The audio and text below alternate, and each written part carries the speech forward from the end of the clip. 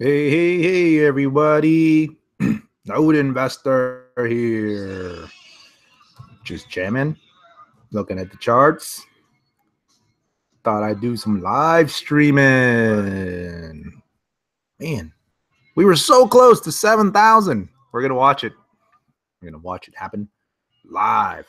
All right, who sold all their Bitcoin? All right, let me ask this. Who's shorting Bitcoin? I'm not shorting Bitcoin. Let's throw this chat box out here for you guys to see what's going on. Evelyn in the house. You sold your Bitcoin. Did you buy anything good? Who else sold their Bitcoin? Man, what a day. What a week. So I sent a newsletter out yesterday saying Bitcoin is within 10% of 7,000.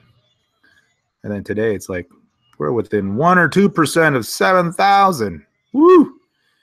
All right, I'm going to leave this chat window here for now. If it gets in the way, I'll just move it. Kevin in the house.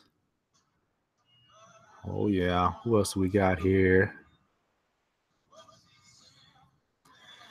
Yep. What a day. Altcoins. Man. It's time to buy some altcoins, I'm thinking.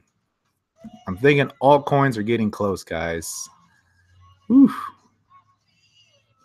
Got a lot of folks joining here. Let's get a few more minutes. So Bitcoin, did you guys see that? We were what? How far were we? Like almost $6,900. We were so close. But you know what? It's good because we were way overbought on the hourly and the 1 hour RSIs. And let's go to the 1 hour chart here. It needed a pause. If we're going to push into 7,000, we got to have a good push into 7,000. See if it hits. The shorts are starting to pile up. People are starting to sell. You know, when you think about it, though, let's go to the daily chart here. I mean, yeah, you know, it's not too bad. It's not too bad at all. 7,000. We're close. I mean, even if it pulls back here down to the 10 EMA, which would be like right around here when the pullback, that's like 5 or 6%. That's nothing. 5 or 6%, man. Altcoins lose that in an hour. Altcoins are losing 30% a day. Oh man, altcoins. So here's my thoughts going into the fork. You know, and there's still some time, and my strategy can change. So everybody thinks we're going to rally in through the fork, and then right after the fork, everyone's going to sell their Bitcoin and move into the alts. But I'm thinking we're going to do that beforehand. I really am. Kind of depends on what the futures say the new Bitcoin's going to be worth. But like Bitcoin Gold was worthless, and everybody held on to their Bitcoin for that. So who knows? Maybe they do. If only you could sell your wife to buy some more Bitcoin. I don't know. How many Bitcoin does a wife get these days? Man, Bitcoin 5, Bitcoin 7,000, Bitcoin 8,200, the fib 2.6 retracement. Yep. New cars coming. So we're going to look at some charts. I was going to do a video today, and I was going to do a quick market review in light of all the strong action and cover some of the big altcoins that everybody's been asking me about. But I figured let's just do a live stream. Why not just do a live stream and cover some of those big names you guys are asking about? So I will talk EOS, TenX, Pivx, Neo, and yes, OmiseGo. Poor OmiseGo. Damn. Well, let's see how high Bitcoin gets during this live stream. And I will tell you what, maybe. We'll see. I'll tell you what. If Bitcoin gets to 7,000 during the live stream, I might give away some Bitcoin. Not a lot. Don't expect a lot. But hey, I appreciate having you guys here. One lucky viewer, if Bitcoin gets to 7,000, we'll get some Bitcoin. So let's see here. How to short BTC. You know, there's a few exchanges that do it. BitConnect is closing to U.S. investors. BitMEX. Does Kraken do it? I'm not sure if Kraken does it. I know GDEX does margin, but you got to have a lot of money there. But here's the thing. You'll get a node investor tattoo for Bitcoin. Hey, you know, I got to say, a node investor tattoo might actually be kind of cool. But shorting, here's the thing with shorting, guys. I know everybody wants to short Bitcoin. You want to cap short right at the very top. But that's not how you short. When you short, there has to be a clear top established, and you will never short at the exact top. The best way to short is after it's topped and it's clear and everybody knows it's topped, and then it rallies back on a dead cat bounce. That's when you short, because it tends to bounce into resistance, moving averages, prior support, and that's where you enter your short position. Not on a rally. Yeah, it could come down here, but this is crazy shorting this. You're going against the trend here. The market is very strong. Here's how you short. Let me tell you guys how to short. You short. I'll pull up a handy dandy chart of OmiseGo. No offense to you OmiseGo holders. But look at this. OmiseGo topped, right? Started to break down. The moving averages crossed. Clearly, we are in a downtrend. Clearly. You short on these bounces right here. This is where you short. On the bounces, on the relief rallies. Because had you shorted here, it failed right into that moving average. And look at, bam, you got another 40% drop. Then it bounced again. Failed. Couldn't hold that moving average. You short when it starts to reverse. Another 40, 30% drop. That's how you short.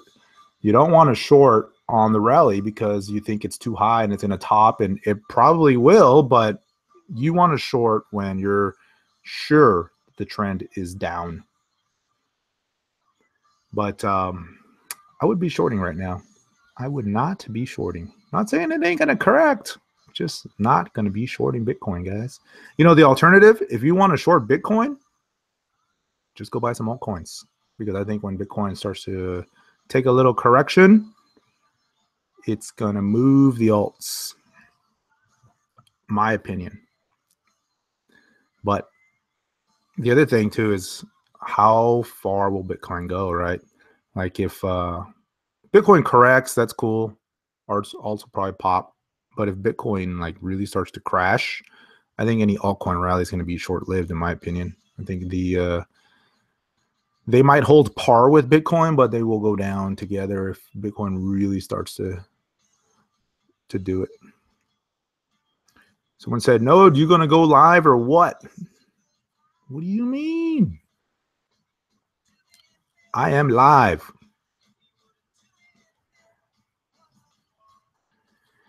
All right, so let's see here. Where's Bitcoin at? Kraken for shorting? That's right, Kraken.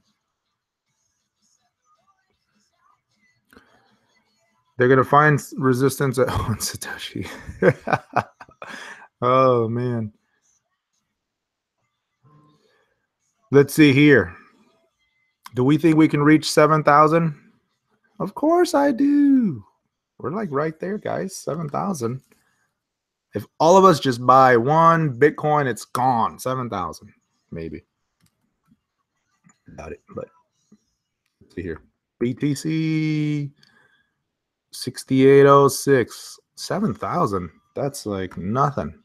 It could pop to 7,000 in no time. That's 2.83%. 3% move.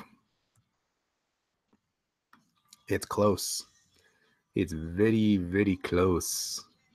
So let's talk altcoins. Smash that like button. Thank you. Yes, somebody smash that like button.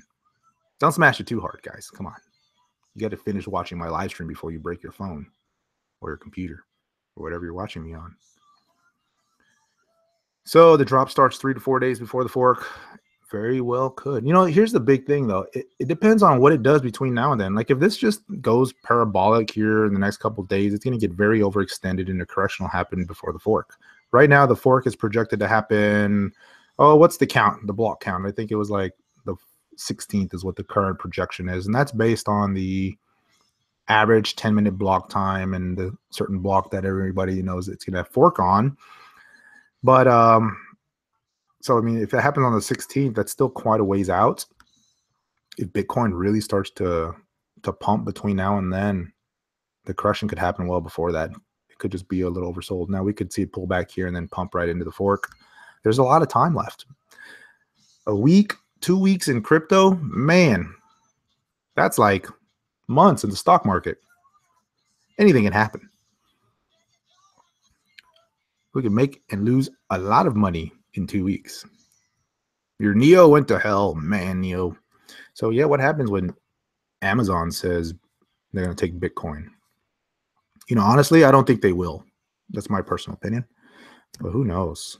That's a big player. That would be a huge endorsement of Bitcoin if Amazon decided to take it. But, you know, I mean, I understand like Overstock is no Amazon by any means of the imagination, but they've been taking Bitcoin for a long time.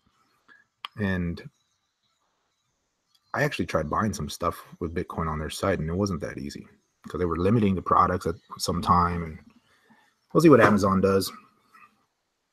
You know what's really surprising, though, is how quiet some of these big tech firms have been on cryptos. I mean, is Google making their own coin? I know Facebook tried to do some, but I mean like a real currency or a real platform coin, you know? I mean, they're probably behind the scenes doing a lot of work, but I'm just publicly, it's been relatively quiet considering these are supposed to be cutting edge, high tech. You know, it's just interesting. There are restaurants in New York that take Bitcoin.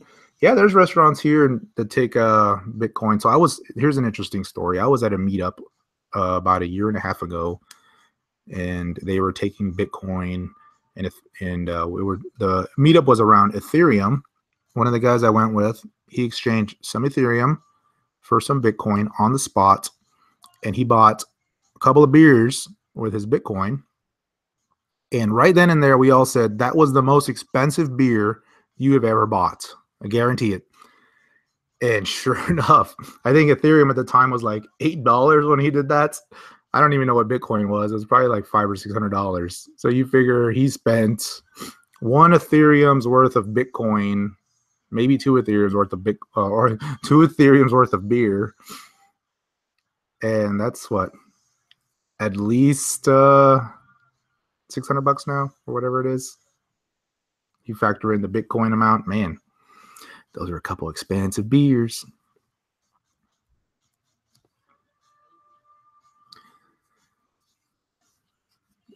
Overstock holds the Bitcoin they got. Yeah, they've been really smart about it. They've been holding their Bitcoin for a couple of years now. They've been big believers in the crypto. Do I think Neo will recover? I do think Neo will recover. Let's take a look at some of these names while we're waiting for BTC. So let's take a look at Neo first. Oh, Neo. You're hurting everyone's feelings, Neo. So Neo is breaking below a key support level here, and it's not good. A little bit of a descending triangle over the last couple of days. So you can see, let me draw the line here a little brighter for you guys. But you can see here where Neo had this key support level. I mentioned in the last video, needed a hold, but it was putting in a little bit of a descending pattern on the 4-hour chart. It was actually trying to do a little bit of an inverted head and shoulder, and it was looking really nice. I was liking what I saw, and then it almost had a little breakout attempt here yesterday, and just look at that crazy action. And this correlated, let me zoom in on the hourly chart. I mean, just look at how volatile that got. Try to break out here, and then this correlated with the big run up in Bitcoin that just started smashing all the altcoins. Crazy volume on Neo, not a good sign. Big volume reversal typically leads to more downside. And that's what we've been seeing the last couple of hours here. Neo's breaking that key support level, moving to the downside. If we go to the daily chart, however, in most of these altcoins, you're going to start to see this trend is they're starting to hit these very low RSI levels. They're getting very extremely oversold on the 4-hour chart. I mean, look at that. I mean, that's 16, 18. Man, honestly, it's kind of buyable right now. It's very tempting. I mean, this is at least for a bounce play. If you're a trader, I mean, kind of get in these levels, you hold the low as your stop, and I mean, you can get a quick 8-10% on these type of bounces. Very oversold near term. I'm expecting a bounce. I'm thinking we're going to see alts start to bounce here. I'm not saying that's the low, but they're just so smacked down here the last 2 days. And the volume is big, which is a good sign, because typically volume is your friend at the lows when you're looking at something, because that's signifies the near term bottom here. So you can see back here, right, where the volume was climactic here on this one. And, you know, at the top, volume is important if it's a big reversal. And at the very bottom, volume is important because it could be signs of climactic selling. Let me go to the 4-hour again. You're starting to see that. I mean, look at this 4-hour chart. Big volume here, big volume here. It's starting to show up. I think the holders are starting to give up. I'm starting to see a lot more tweets, a lot more emails. People are asking me, is it too late? Should I get into Bitcoin? Should I sell my altcoins? And so I think there's starting to be a little bit more fear, some concern. And if you've been holding, man, at this point, honestly, if you're still holding it, I might just keep holding it for a little bit, just because it's looking like it's due for a bounce at least. If you want to sell it, at least sell it into a bounce. It's just hard to say at this point because Bitcoin is a little stretched near term, and these alts are very oversold to the downside. So that's a tough call. Man, it's tempting to buy this. Look at this. Holy smokes. What's it at on the USD? Ooh, look at that 4-hour bar. Everyone's dumping Neo to get into Bitcoin. RSI is hitting 26 on the dollar. It's oversold, guys. It's oversold. Could it fall back a little bit more? Yeah, but I think the downside is a little limited in the near term. You can see another few percent down, but probability says the next move is probably up. It's my guess. OmiseGo, let's check that one out, even though we just kind of looked at it. OmiseGo. Oh, look at that nice support bar. See? Oversold bounce. Let's see what this looks like here. That's some good volume. The last of the sellers said I couldn't take it anymore, and everybody started buying it. We'll see how long it goes. Let me go to the 1-hour chart here. Very nice action on OmiseGo. Good volume bounce here. That's what you want to see. Those are good signs that a low is being put in. Good sign of capitulation at the bottom. I'm liking it. Not necessarily a buy right now, but that's what you want to start seeing. Those kind of reversals at the lows where the volume starts coming in. It's been a rough ride on the way down, though. Daily chart, better start showing some more volume. I know we just rolled over, so it's, well, actually, no, we haven't yet. So we'll see. See if we get some more volume on the daily chart. If you're trading it, it's fun. If you're holding it longer term, maybe be a little bit more patient here. It's going to be hard to say if this is the low. It needs to bounce. I mean, a 15% bounce here would be totally normal. And even then, that would only get you back to the declining moving average. Would be nowhere near confirming a bottom reversal, but it's certainly a good low risk entry if you like it here. Just from a RSI perspective, it's oversold. Let's see what the MACD is looking like here. See what the signals are crossing. Not yet on the daily and the 4-hour charts. Not seeing any bullish divergences there. Yep, nothing yet. But volume patterns are showing some bullishness there. Some good buying coming in. Vert. Let's see what Vert looks like. Man, did you guys see that breakdown on Vertcoin today? Should have took profits. Should have took profits. Honestly, guys, I'd stay away from this one if I were you. It's just my opinion. I did a little bit of trading on this one along the way up. Definitely didn't catch the big move, but did a in and out a few times. And I tried to take another entry late yesterday on the pullback / potential cup and handle we were seeing here on Vert, and I got stopped out. And it just really highlights the importance of using a stop when you're trading, because you just never know. And so what I was doing yesterday is I was looking at this little trend that Vert was putting in. It had this nice little pullback, And then before the break, this is what I was seeing on the 4-hour chart. I was seeing this nice little pattern, cup and handle type of pattern, which is a good continuation pattern after a big run up. It pauses, kind of resets another base. RSI started to come down a little bit, so it was looking good. I picked a little bit up on the pullback to the support line, and then whack. I woke up and it was stopped out, so no big deal. You take a short to, small loss. It was like 2 or 3% loss, and the downside continued. So don't know how low it'll go. It's probably due for a bounce here too, though. Most of these are. We're seeing some good buy volume coming in here, but on the daily chart, I think it has more downside personally. It just could hold this 30 EMA, but that's just kind of a big top that's being put in place. Best case scenario, you want this thing to start basing out up here at these levels and set up another entry.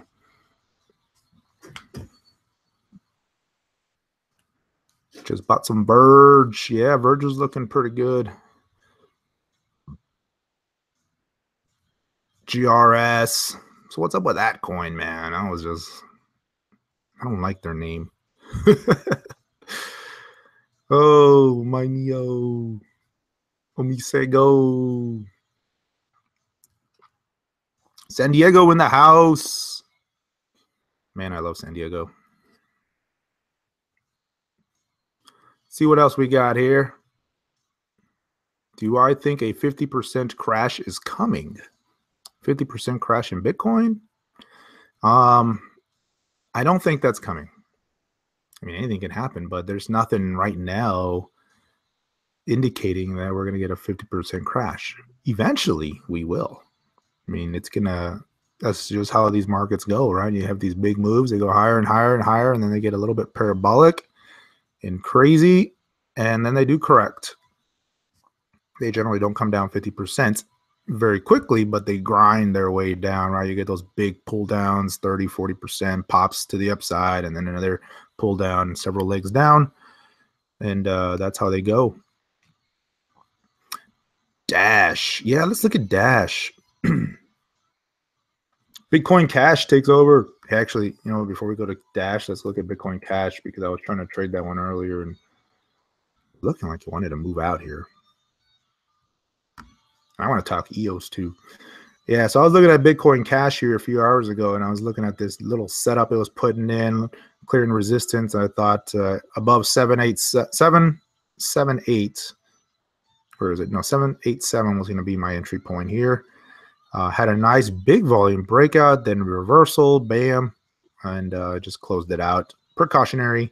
And that was really when Bitcoin popped and we were close to 6,900.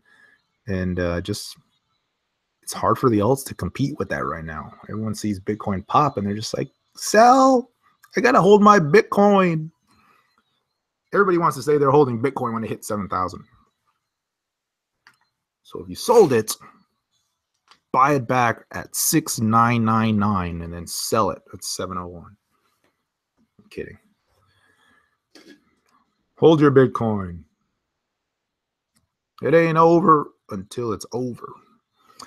But yeah, Bitcoin Cash, it's been very strong, surprisingly strong here in the last couple of days. The daily chart, though, I can't argue with this. This just looks like it wants to go higher. I mean, just pretty good. We had this big volume reversal selling here, but on a daily basis, we're starting to close above that now.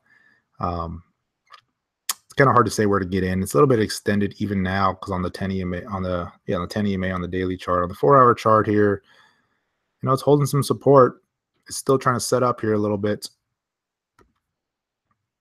but everything's volatile. Everything is reacting to Bitcoin.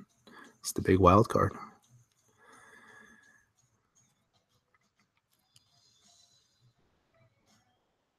Let's see what else we got here.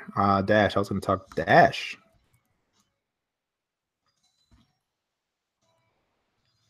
So here's what I've been looking at on Dash. I was watching this broader pattern. Let me go to the dollar chart first. So Dash has been putting in then a little bit of a symmetrical pattern here. Actually, you know what? I might have it already drawn on my trading view. Let's see what we got here. Yeah, I think I do. Let me zoom out. And it was right there today, and it's starting to edge out of that. Let me close this for you guys. So I was looking at this pattern on Dash, thinking this support line is getting real close. This declining trend line, though, has been the dominant trend. And so odds favored that it was going to break, but I was looking at that closely because it could go either way. Starting to edge below that now. So not looking good unless we get a little bit of a reversal here. I'd be cautious on this one. Could see another leg down. Let me see how overbought, oversold it is. RSI is at 35. It's coming. It's down at the lows here, but it's just not showing any sign of strength yet. If we can get back above this 290 and better, the 300 range again, that could be a nice little setup for a move higher on Dash. And just doing a measured move on this big triangle has been putting in. I mean, that's going to put you at 450 plus Dash on this one if it breaks out. But there's nothing to do on this one yet, in my opinion. If you're holding it, I guess it depends on where you got in, but I'd be cautious here. EOS. Anybody catch that EOS train earlier? Somebody was asking me about EOS a few hours ago, and I think the answer was it was a good day to take profits. EOS. Look at that. Man, EOS. So I was looking at EOS here, and it was putting in this nice little symmetrical pattern after having a big rise. So you guys know I have a little private group that we maintain, and I was drawing these lines. I said a break above that trend line. That's a good breakout.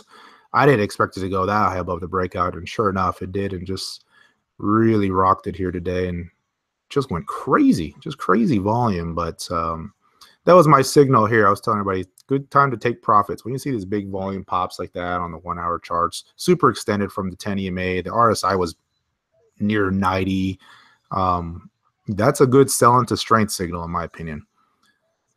Longer term, on the daily, it needs to reset a little bit, but showing some crazy strength here off the lows. It's pulling in a little bit. Volume's coming down, which is a good sign. It's what you want to see. Going back to the 4 hour chart, though, I mean, these are some crazy wicks on these candles. So I'd be a little cautious here. It needs to just settle down here. It might come down a little bit, but maybe EOS is done. It's been in this slow grind down as they release more and more coin. Maybe, just maybe, it's done going down here. EOS, how can you join the group? There's a few spots left, guys. So, and they're going to sell out, and I'm not going to open up more spots. Let me take a little break here, and let's go to nodeinvestor.com. So I sent the notice to any of the course buyers, which is why I don't broadcast it much, because I'm intentionally keeping the group small, just because it's going to be too hard for me to manage if I don't. nodeinvestor.com/training/insiders, and there is 10 spots left. So if you want one, you better go get it now. I've already started to send the invite emails. If you are in that group already, you should be seeing that here. I sent it about an hour ago, and we'll be kicking off here in the next couple of days. So I'm excited about that. It's just a private Slack channel, and just some discussion, dialogue, my thoughts on the markets, and I'll post some of my trades. If you're new to the Node Investor Network here, nodeinvestor.com, I've got some other stuff. If you're interested in training, technical analysis, if you haven't already, I've got a technical analysis video course. It's about 3.5 hours of video, $40. I think it's a bargain for what you get. It's a primer on technical analysis. I cover some of the common chart patterns. If you're brand new, you don't know anything about this, you don't know what I'm talking about here, this is for you. And it's also, if you're familiar with technical analysis, I think it'll help you with regard to cryptocurrencies, because all of my examples are charts of cryptocurrencies. So it's 3.5 hours of video.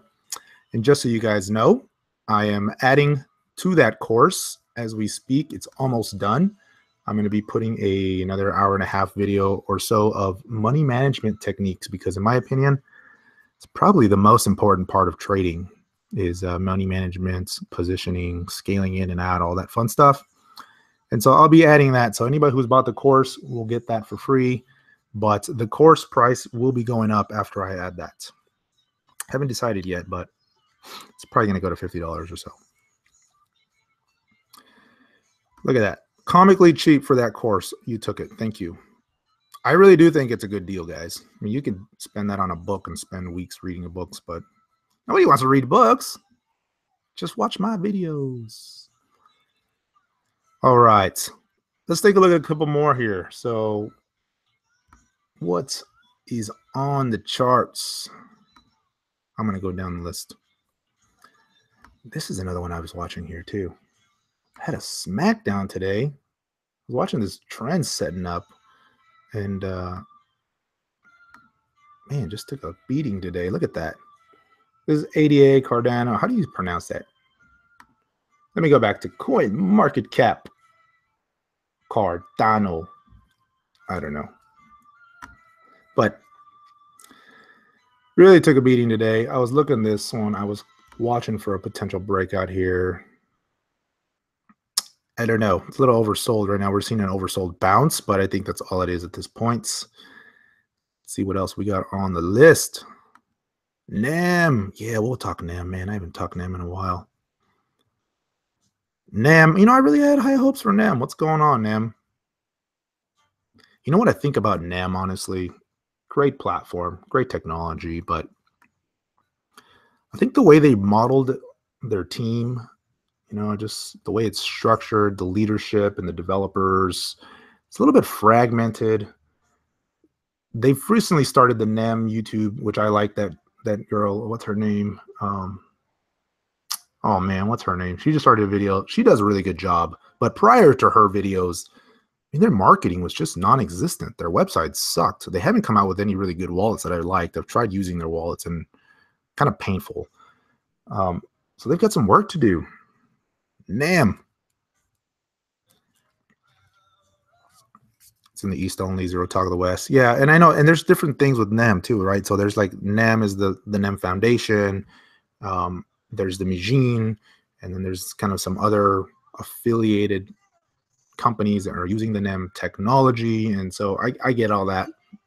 They're doing some things, or they're trying to set up a NAM platform exchange and some other good stuff. But the chart still doesn't look good. It's looking very oversold here, but every time I say that, it just goes lower. Holy smokes, NAM.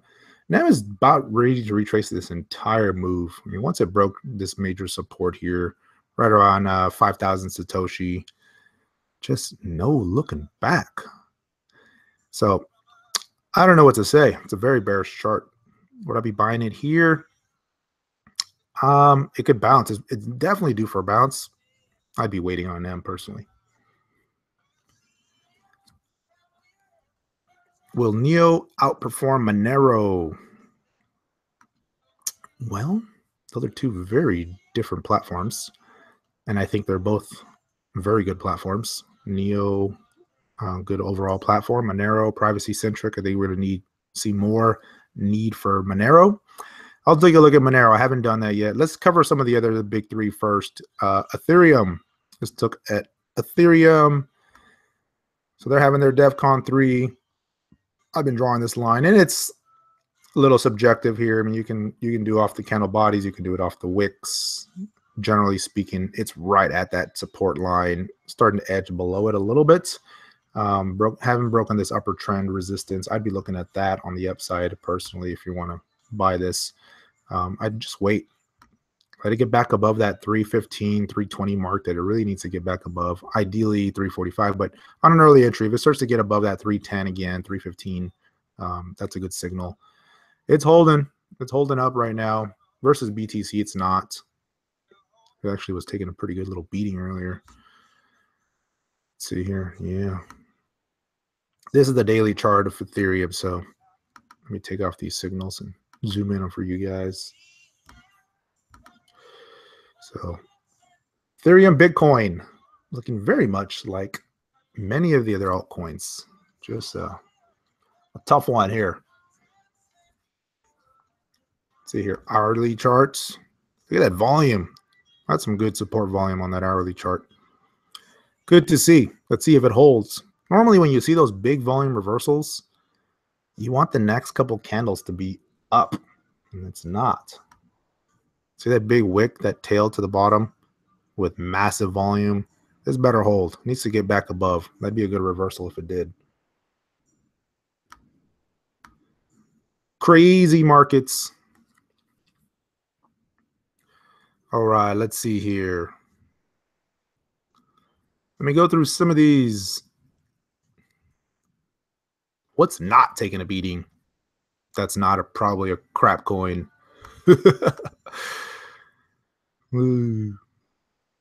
ARC. Yeah, we'll talk ARC. Let's look at Litecoin here real quick. And then I'll talk Monero. I haven't talked to Monero either.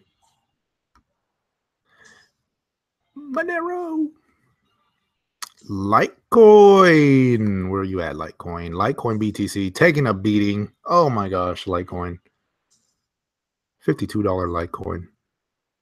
Whew. Look at that volume, though. See, when I start seeing volume like that, that just screams climactic selling. We're near the end. Look at that. 15 RSI. Very oversold. Man, Litecoin. Even a rally here. Well, it's not that much, but that's a 2-hour chart. The daily. The daily has more downside to go. It's not that oversold on the daily. Wow, Litecoin. Finally has stopped correlating with Bitcoin.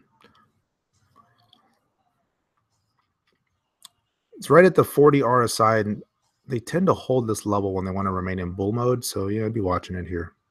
Still hasn't broken the support. I mean, on the USD chart, it's still okay. I mean, it's not like crashing versus like it is on Bitcoin, but Bitcoin. I mean, if you had to pick, right, just stay with Bitcoin at this point. Depends on your time frame too. I mean, if you're looking out longer term, you're seeing Bitcoin super high here, massive run, up 40% in the last month. Altcoins getting smashed. You know, the long term mentality just screams switch out of BTC here and go over to altcoins and try to ride it out. But it's tricky business because you're trying to call the top on Bitcoin and simultaneously call the bottom on the altcoins. And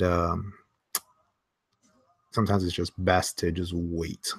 Just wait for confirmation. You have to accept the fact that you're not going to buy the altcoins at the exact bottom, and you're probably not going to sell Bitcoin at the exact top. And that's okay. It's okay. You don't need to. Just catch the broader wave. You'll be all right. Advanced HODL technology. You know, I'm going to get a mug of that. At least a mug. Maybe not a t-shirt. I don't know. I can't see myself going to the gym wearing an advanced HODL technology ostrich t-shirt. A mug, though, man, that, while I wear my bear goggles, I'll be doing some serious trading then. All right, let's keep going. Let's take a look at Bitcoin. Bitcoin, where are you at? 67. Come on, Bitcoin, you need to get to 7,000. Somebody wants some free Bitcoin tonight. Breaking that upper trend I was talking about here. I sent out a newsletter talking about this. I think I tweeted this too, but you know, the dominant trend was this lower support line, and that's the thing to watch. But look at how extended we're getting from that now. We're poking above that upper trend here. So very interesting. Volume's good. I haven't covered. Oh, yeah, I did cover Vertcoin. I might go back to it. 10X. Yeah, let's look at 10X. But how high can BTC go? There's just so many ways to look at it. The thing with this, you can do Fibonacci extensions. You can do a lot of things. But when you're in all-time high territory, there's really no telling. I mean, I've seen so many different projections, so many different ways, and none of them are wrong per se, but there's just no way to, you know, it's a lot easier to do like downside projections because there's a history there. You can look at support, retracements, you can look at different things. And then when you're correcting from the bottom up, you can do upside retracements that way, and it's easy to do that. But when you're in all-time high territory, sometimes things get irrational and you could go parabolic. I mean, it's just hard to say. The best thing to do is to look for the signals, right? The big volume reversals, maybe some climactic runs, sell into strength, or raise your stops, or start scaling out. There's just a couple of different ways. I actually did some sell strategies live streams a couple months back. They're out on YouTube, so you can go back and watch those. I did 2 of them, and I cover some different ways to do sell strategies. Most of it is really more for the trading, short-term, long, intermediate-term trading, but even on longer-term investments, you can certainly apply some of those rules. So I'd check those out. All right, let's see what else we got here. TenX. Yeah, we're going to look at TenX.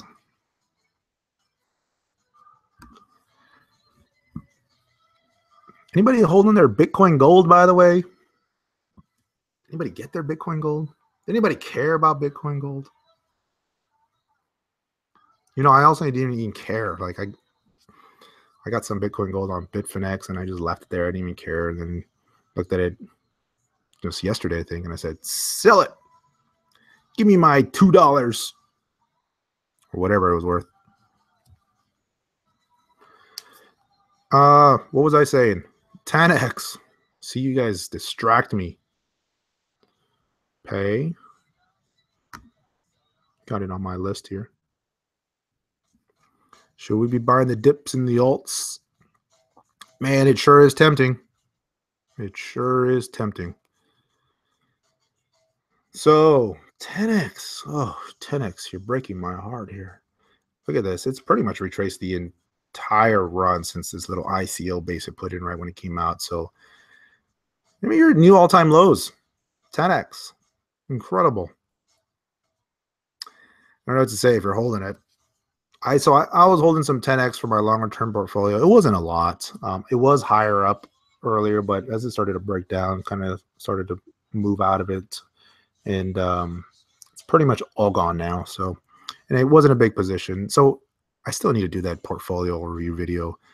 But here's the thing, right? So 10x, Civic, some of these newer names, smaller cap names, NAV, Vert. If you're doing a longer term investment thing, you want to keep those to a minimum, right? You want to do like 10%, 15%, right? So you can do more of those, but then keep some of the bigger names as your core portfolio. Bitcoin, Ethereum, the $1 billion names, Neo, Dash, right? So that's what I'd be doing. Any good buys? They're all on sale. They're all good buys. I'm looking. I'm not seeing any setups right now in terms of buys, setups, mostly for reversals. Probably some good oversold bottom reversals, but actual buys, longer term, intermediate term holds. Oh man, it's just hard to beat Bitcoin right now, right? It'd be hard to say trade your Bitcoin for that. There's very few right now that I would do that with. EOS was one of those today, but I think today was a good profit taking day. EOS. All right, what else have we covered? What else haven't we covered? Let's keep going. I'll cycle through some of these again. I know some of you guys are just joining. If you're just joining, here's the deal. We're watching Bitcoin. We're cycling through charts. If Bitcoin hits $7,000, I'm just going to randomly pick somebody. Whoever has the best comment or gives me the best chart setup, I might send you some Bitcoin. But we're a long ways from that. We are like 3% away from that now. We were closer. Come on, Bitcoin. It's just waiting. Here's the 1 hour chart. It's waiting for this 10 EMA to catch up. It's pausing, holding, and then it's going to go wham. How far up do we have to go to see 7,000 Bitcoin? From this price points, yeah, you're about 3%. It's okay. It's all right. And I'm not going to wait all night. If it doesn't happen soon, I'm going to just shut this thing down and go buy some altcoins.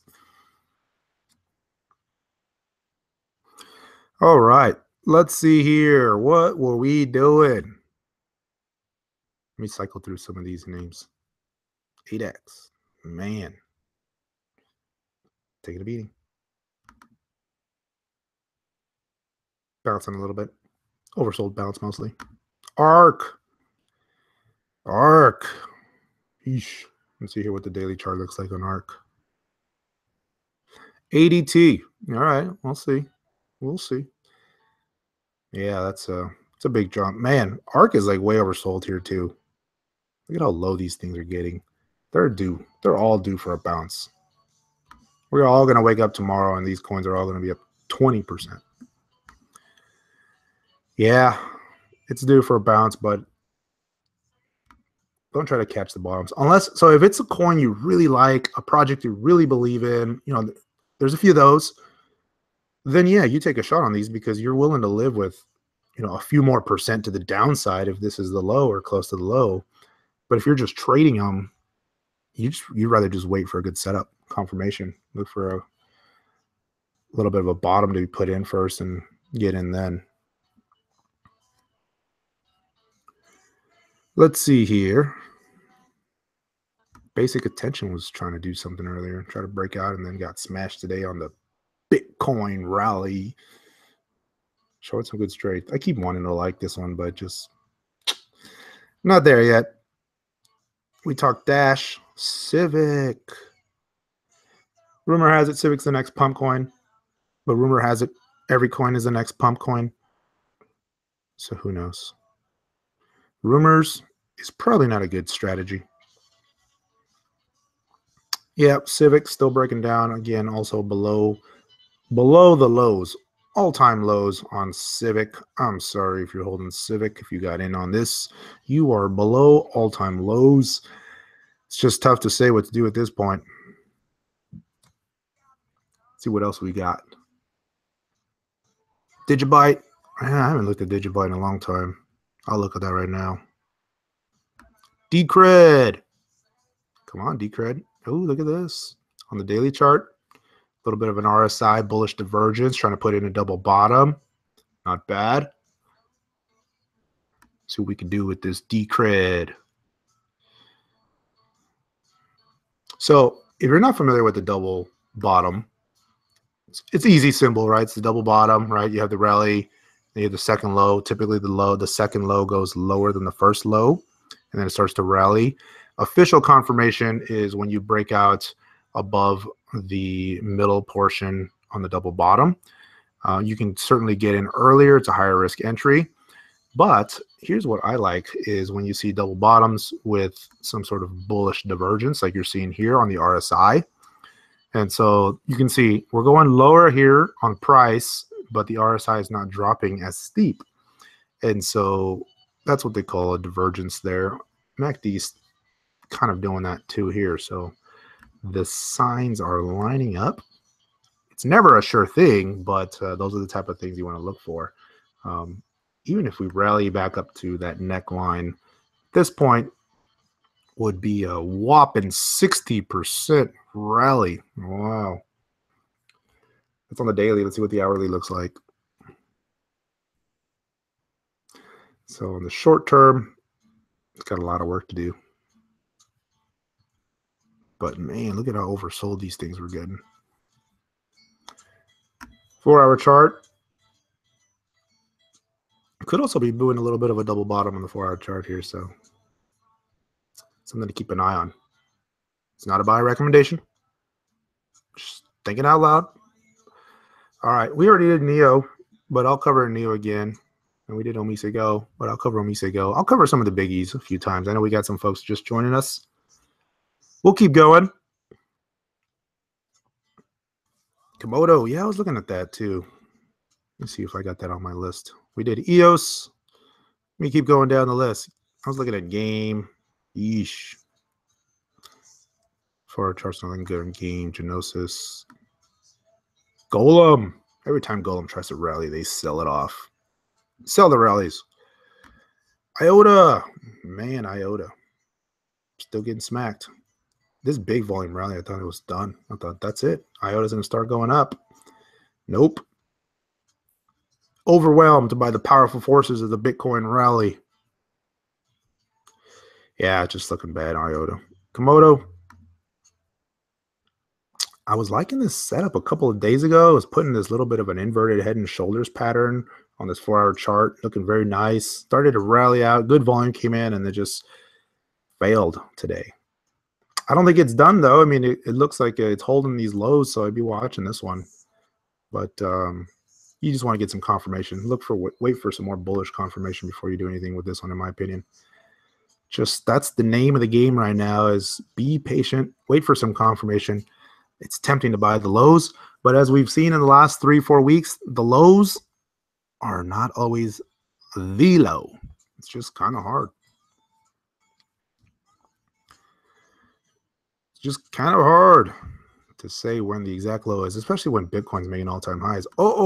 Bitcoin 6,900, Bitcoin 69. I mean, look at that disparity on these things. Coinbase 6,900, BitConnect 6,800. Ooh, what do we do? Who's going to be the real number, the official number? Coinbase, BitConnect, Bitstamp. I'm going to say not Coinbase, because there's 2 other exchanges that are saying not Coinbase. But man, you're all in on Bcash. All right. Stratis. Yes, I will cover Stratis. Let's look at some strats. So I did a nice trade on Stratis, but look at that. I'm telling you guys, it's a trader's market right now. Buying these lows, holding them. It's tough. It's tough to do. So here was the trade on Stratis last week when I was in Nashville vacationing. I did a few trades, not very many, but I did a few. So as some of you guys pointed out, we had this nice double bottom on Stratis. Very nice double bottom, almost textbook. Neckline was, right around here, this 63, 64 Satoshi level. You could have bought anywhere there.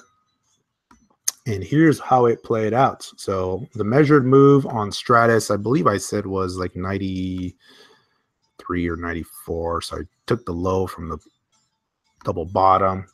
I measured it up. And I said, I'm targeting 80. It was like 85 is what I said. And look at that. I sold at 86 and it went up. I was watching my computer saying, I sold too early. It went up, and then it went up to 88, and then it was game over. Bam. Nice breakout on Stratis, double bottom breakouts. It was a decent little trade. It wasn't huge, but I mean, you're 30% in a couple of days. In this market, you'll take that all day long. But right now, what's it doing now? I mean, it's rolled over after that. It's selling off some more. It's just hard to say what to do on this one. Looking bearish again. Let's see what's next.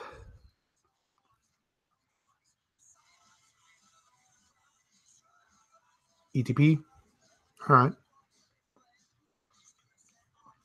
I'm reading these comments. You guys are hilarious. 10 or 15% altcoins. How's that? Question to me. My portfolio. What would my percent be? Yeah, it's probably about that. Maybe a little higher. It's mostly Bitcoin though. It's mostly the BTC. All right, let's see what else we got here. Gas. I don't know about gas. Let me switch over. Gas looks like on the Polo.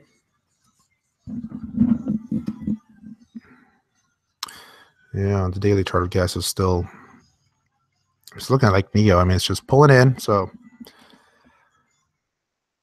nothing to do. It's crazy oversold though. All of this, I'm gonna just keep saying that all night long. It's crazy oversold.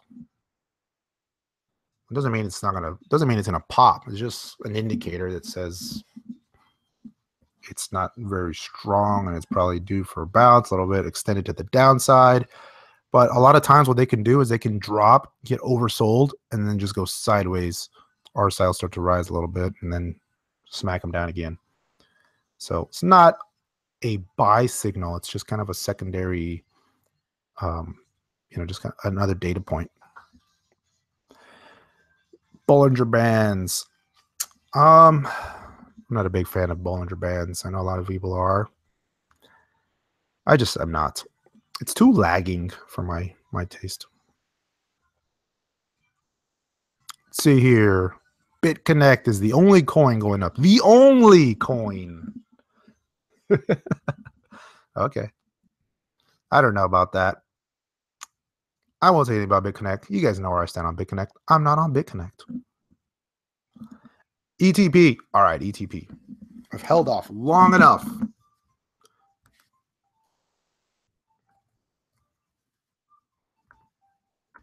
I'm not happy with BitConnect, by the way.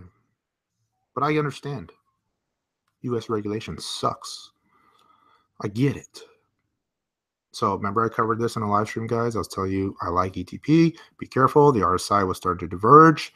It was like right around here. Had a little bit of a breakout. And then bam. Since then, it's kind of been a little bit of a decline. I'd be waiting on this one right now. But nice little support bar here in the last 4 hours. Let me see what the 1 hour bar looks like.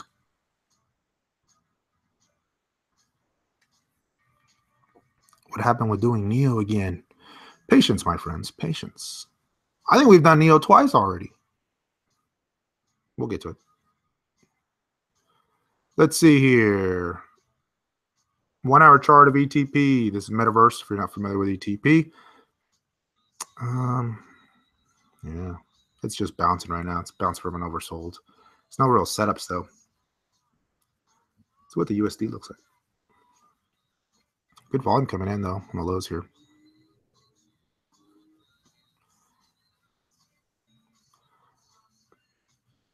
Connect ICO. What do I think about it?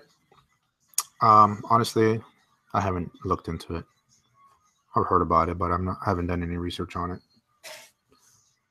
If it's anything like BitConnect, I probably won't do anything with it.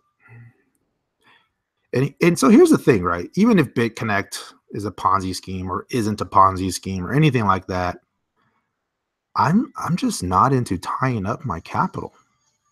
You know, I want to control my capital. I want to pledge it, stake it, lend it.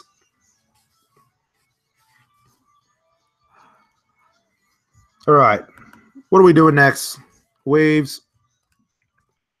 Shall I dump all my BTC into Neo? Maybe. You don't have to do it all at once. You just kind of scale in. Buy a little here, buy a little there. Take some profits on Bitcoin. It's usually the better way to do it. Things is not to just all in, all out. Take some positions, little by little. You know, so I was looking at waves. I was liking waves, thinking we were about to set up here, holding support, and then just last couple of weeks has just really get smacked here. Every time I think it's ready to bounce and rally here, it just doesn't. Should you put all your BTC into Doge? Yes, of course. Everybody knows that. Oh, man. Let's see here. Yeah, waves. It's definitely oversold too. It's probably just going to go sideways here. But I'd be waiting on this one right now. Burst. I haven't looked at Burst in a long time. Burst is a smaller name. Back in the day, what's Burst at? Let's go over to the handy dandy coin market cap here and look at some Burst. Oh man, it's worth 79 Satoshi. $153,000 a day trading volume, market cap $9.6 million. I think all of us collectively, we could probably double the price of Burst in the next hour. It's a small coin. Oh man, that's how small it is. The volume, my chart got all whacked out here.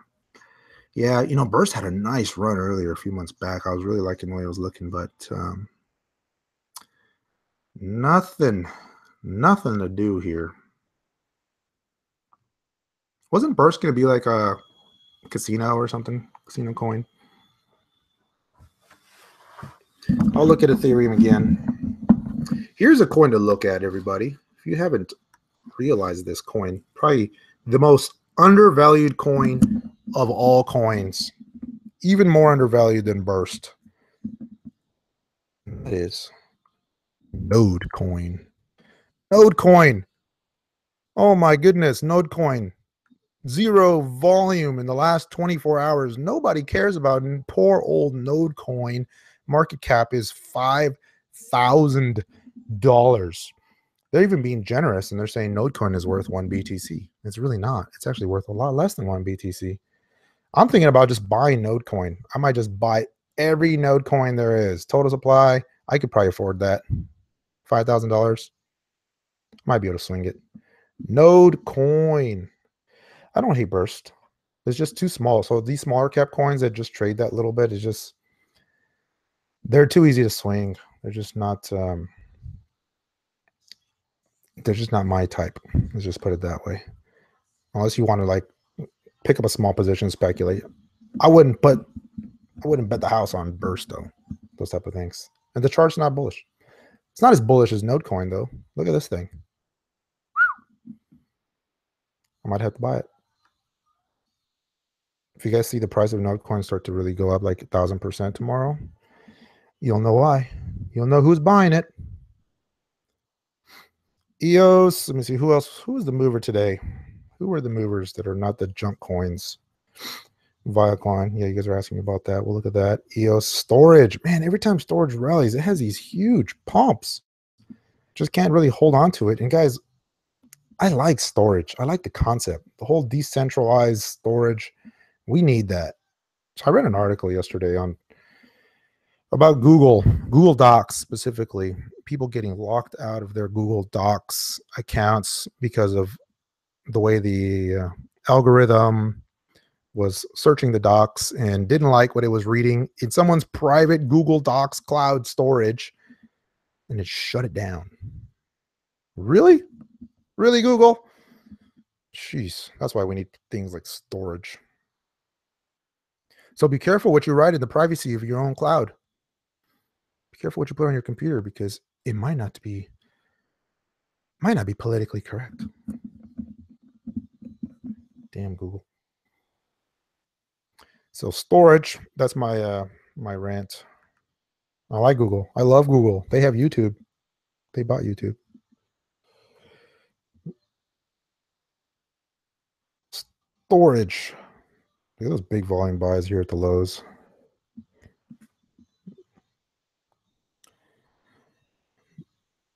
Maybe double bottom. Good volume lows though.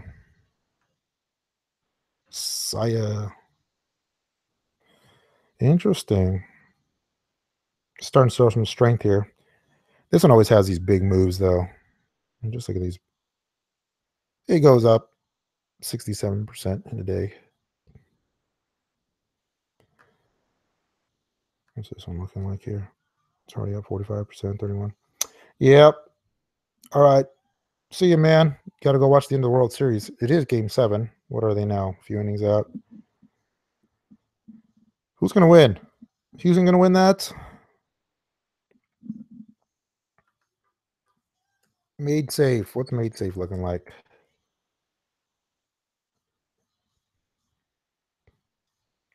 Look at that volume here on the right side. Wow. It's a big support bar here. Safe exchange. Whoa, look at that wick. What's up with that? Let's zoom in a little bit here. Let's go to the 1 hour chart. Oh, man. What is this? That must have not been a real buy. That must have been one of those flash crash buys. Someone had this crazy buy order at the bottom that got filled. Factoring that out, however,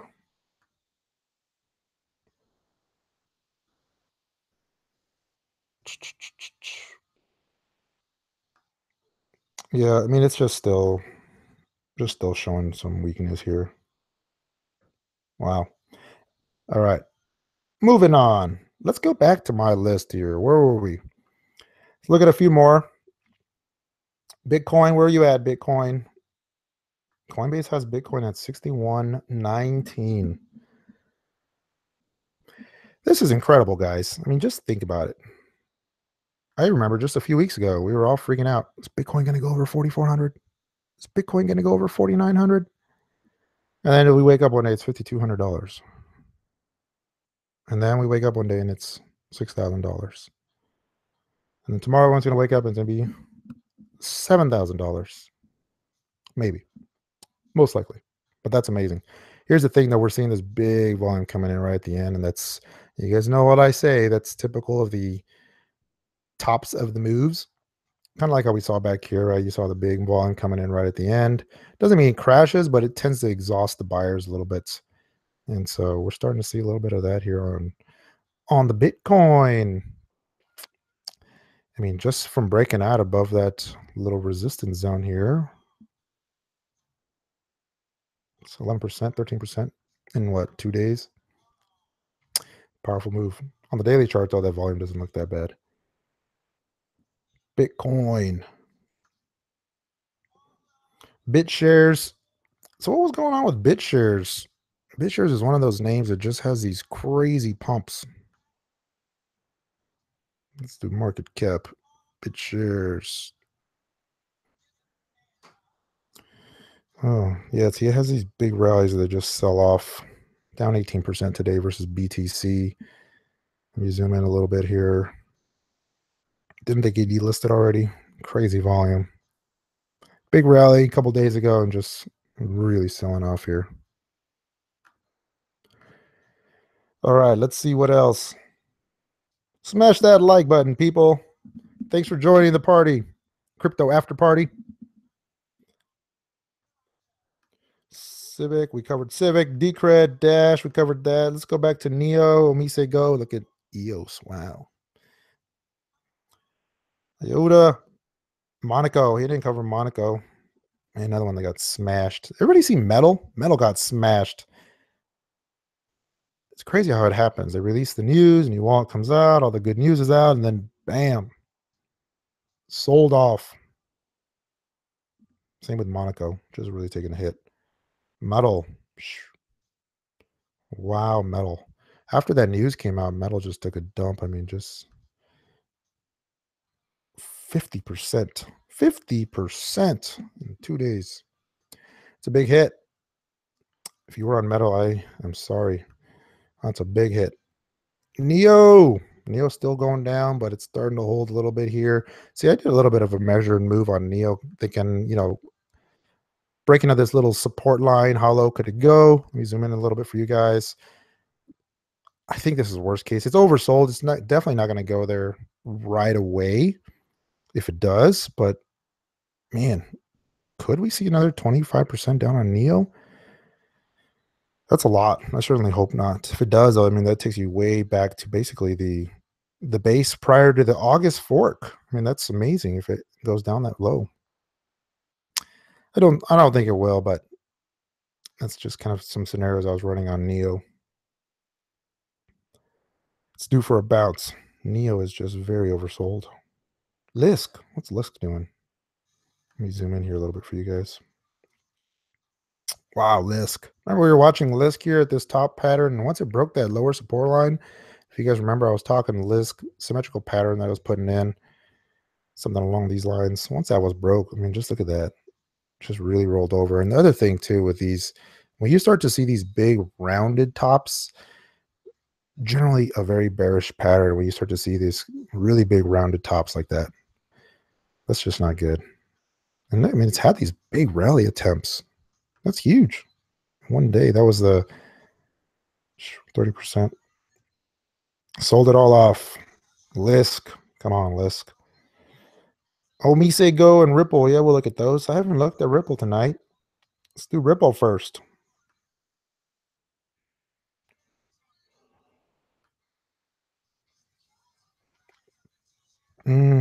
Yeah. It had that nice little breakout. Then after the swell conference, everything just cooled off for Ripple and has just been going lower. Man, is Ripple making new lows? Yeah. It undercut these lows from August. Wow. Wow, Ripple.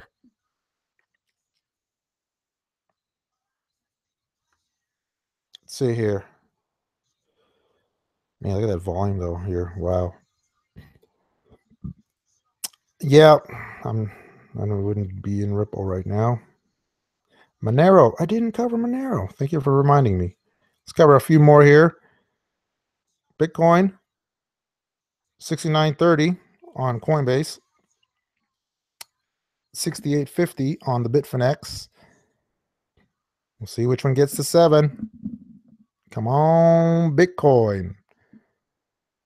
Monero. Let's talk Monero. Where's my Monero? All right, Monero. Shoo. Man, once it broke down, I think that was like that 85 level I was watching. Let me go to the USD. Yeah, I had a little line there too. I was looking at that 84 and change, starting to edge below that. If I zoom out a little bit here, show you guys the daily chart of Monero. A little bit of a descending triangle pattern here, and it looks like it wants to start going lower.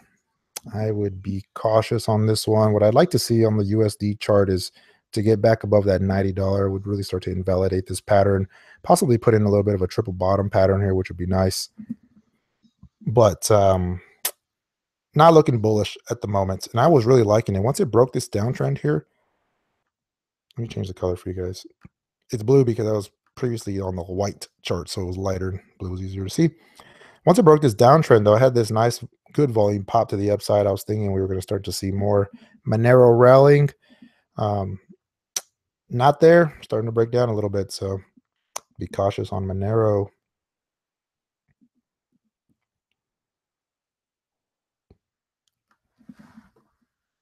Let's see what else we got going on here. I covered Monero. Did I cover Zcash? Let's look at some Zcash. So this is Zcash USD. Pretty much the same.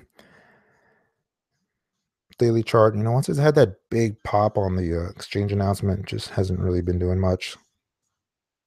It's a good profit a taking day, but nothing to do on Zcash right now. What's it looking like on the RSI?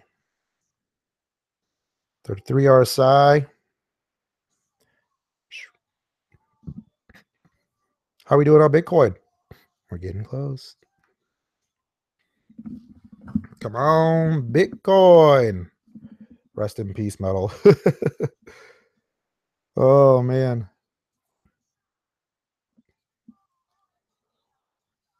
Let's see what else we got going on here. Iota, we covered Iota. Let me go back to the big three again here. Ethereum. Trying to hold here. It's trying to hold. Putting in a nice support bar right at that trend line. I like that. That's good. Come on, Ethereum. Hold up here. Look at that big volume, support volume coming in. Not bullish yet because that was just a big smackdown today. But good sign that it's starting to hold a little bit here.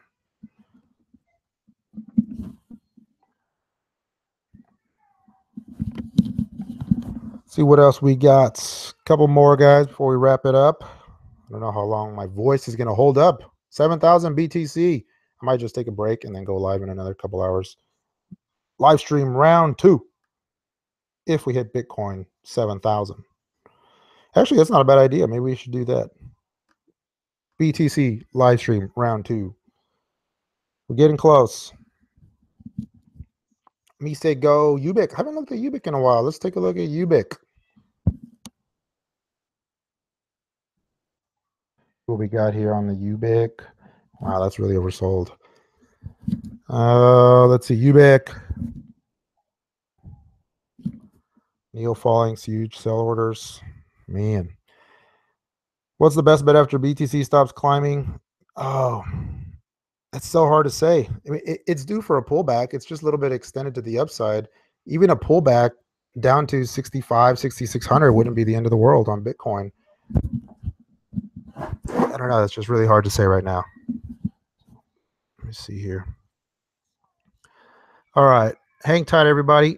I'm going to take a quick break. I'll be right back. I'll let you guys watch the Bitcoin chart for a few minutes.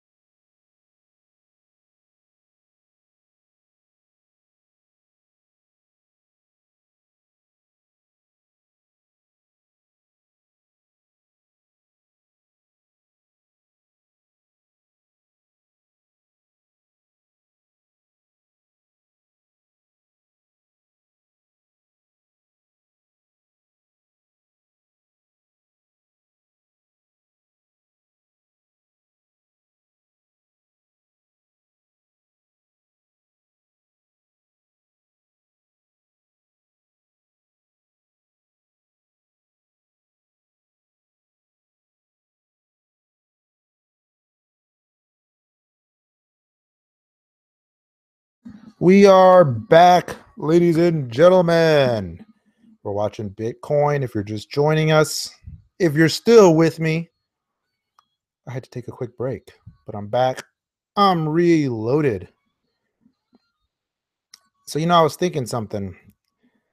I'm seeing a lot less of these tweets that are talking about all the bags everybody's holding and all their coins. And so it just makes me wonder, the folks on this stream, how many altcoins are you holding? Just quantity wise, like Bitcoin plus 5 coins, 10 coins, 100 coins. How many of you guys holding? I'm just curious because that's me, I've always been more of a kind of narrow the portfolio a little bit more concentrated. If you're going to hold a lot, make it a smaller percentage, 60. You're not holding 60, are you really? 6 coins, 5 coins, 2 coins, all in BTC. Nice. 12, 4, 5, 8. I'm happy. You guys are holding a good amount. 17. Okay. About 4 now. And see, that's kind of my philosophy, right? Your core portfolio, it depends, right? If you're holding for long-term investment holds, it's different than if you're trading. But in either case, like when I'm trading, it's a handful of positions tops because you got to focus and you got to really be able to watch them. If you're holding more longer term, you can hold a few more, but don't hold like 20 or 30. I mean, it's just hard to keep an eye on that. At that point, it's just too diverse. There is such thing as too diverse.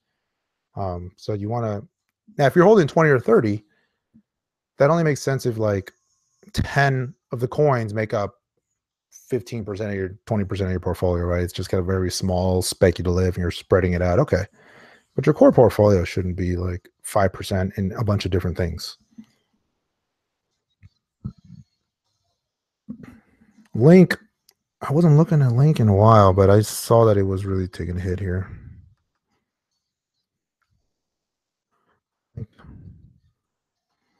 What we got on Link? You're holding ETH, 10x BTC. Nice. Okay. So see, and that's the way to do it, right? Just kind of a little bit more narrowed. Yeah, Link's just really taking a hit. That daily chart's not looking good. A lot of volume coming in here at the recent lows, though. Let's check the nodeinvestor.com. Has anybody bought those remaining seats? Anybody going to join me this time? Is there anybody with us here? Oh, not this one. nodeinvestor.com/training/insiders. There are 4 spots left. Come on, folks. Get on board. 4. I'm not going to open up anymore. When those 4 are gone, they are gone. If you missed it, you missed it. It's okay, though. We'll be happy to have you in the next round. All right, let's see what else we got. Is Ripple dying? Yeah, seems like less of a good idea as time goes on. I agree. Monaco. Pay, OMG, Lumens. We haven't looked at Lumens. So that's good. You guys are holding, most of you guys are not holding like 100 coins. Probably a good thing. Stellar Lumens. So you can see I was watching this little channel that it's been in for a while. You can see my drawing on here, and it's I got to keep extending it. Man, this is like the 3rd time I extend this channel on this drawing here. Starting to poke below it. Typically, that's signs that the bottoming is in. I'm thinking Lumens is probably going to find a good low here. Doesn't necessarily mean it's going to rally strong, but maybe the downside is starting to be limited. Vert's coming back. All right, let's take a look at Vert. I think the daily chart still needs more downside, but once it broke that trend, I don't know. It's starting to bounce here, but it needs to bounce. I think Vert could bounce to about, give you another 10-15% on the upside. Maybe. But on the daily chart, I mean, it's starting to break below. It's starting to show some sell signals. Unless it really just turns around here, I'd be cautious on Vert. You have a bet with your boss that you're black. That's awesome. Do you guys think I'm black? Node investor here. Guys, honestly, I look exactly like Satoshi Nakamoto. I mean, splitting image. See what else we got. Pivx. Did I talk Pivx? Man, Pivx. Yeah, I think I did. I was really liking Pivx here. It was starting to set up. I was drawing this trend line, looking like it was going to break out. It didn't. Canadian. I like Canadians. It's too cold there, though. Man. Chilean. I do know a little Spanish. All right, let's see what else we got here. Cardano. We looked at it. We'll look at it again. Some of you guys are joining. Node Investor live stream. This is the $7,000 Bitcoin party. We'll see if it hits the Bitcoin. Man, Cardano is just really taking a smacking lately. As long as you're not from Cali, you're cool with me. All right, you're gonna get the party going. Everybody just calm down. I used to live in California for a while. But I like the beaches. Not California beaches, all beaches. Let's see here. BTC. Where we at? BTC. Uh-oh, starting to sell off here. No, it's not. 30-minute chart starting to base out here. We could see it. This could be the pop. It's been holding up here. Not bad. So from this point on, it would have to go. Some Binance. It would have to go 2%. 2%. Come on, Bitcoin. The big question is, what happens when Bitcoin hits 7,000? That's the big question. Is it going to be this big dump? Or the short sellers going to pile in? Is everybody going to freak out? What happens? Alt rally. That's what happens, right? Altcoins go kaboom. Maybe. BTC. Oh, man, it's looking good. It's looking good. It'll dump. Maybe. Does look a little unsustainable. Zoom out a little bit. It's actually not that bad. It's going to hit 7,000. It's going to hit 7,000. It's crazy though, right? Like before the fork, man, we got so many wild cards out there right now. Okay, hit 7,000, then we pull back, but then we got a lot of time before the fork. Do we rally again? Does it go back over 7,000? Does it just base out going into the fork? Do the alts rally before the fork, after the fork? It's amazing. This is an amazing market. It's an exciting time to be alive. Cryptocurrency, man, how many of your guys' friends are in cryptocurrency? Because I talk to a lot of investors and I got a lot of buddies from the stock trading days and all that stuff. And very few of them, surprisingly, are into crypto. It's like, I'm just now, people are starting to show some interest, which just really surprises me. I mean, if you're a trader, this is a great market to be in. Most exciting market to be in right now. Dump 4 days before the board. Maybe. You've gotten over 50 people involved. That's awesome. See, I'm trying to. Everybody I talk to about Bitcoin, they like to argue with me. What's backing Bitcoin? But they're coming around. At 1,000, no. At 200, they all thought I was crazy. 400, I was trying to convince them. At 1,000, they said it was a bubble. At 2,000, they said, that's it. It's going to crash. At 4,000, most of them started like not saying anything. They were like, wow, I'm kind of missing the boat. At 5,000, a few of them are starting to ask me, how do I get involved in this Bitcoin? At 7,000, oh man. We'll see. You have a Slack channel I work for crypto? That's awesome. That's the way to do it.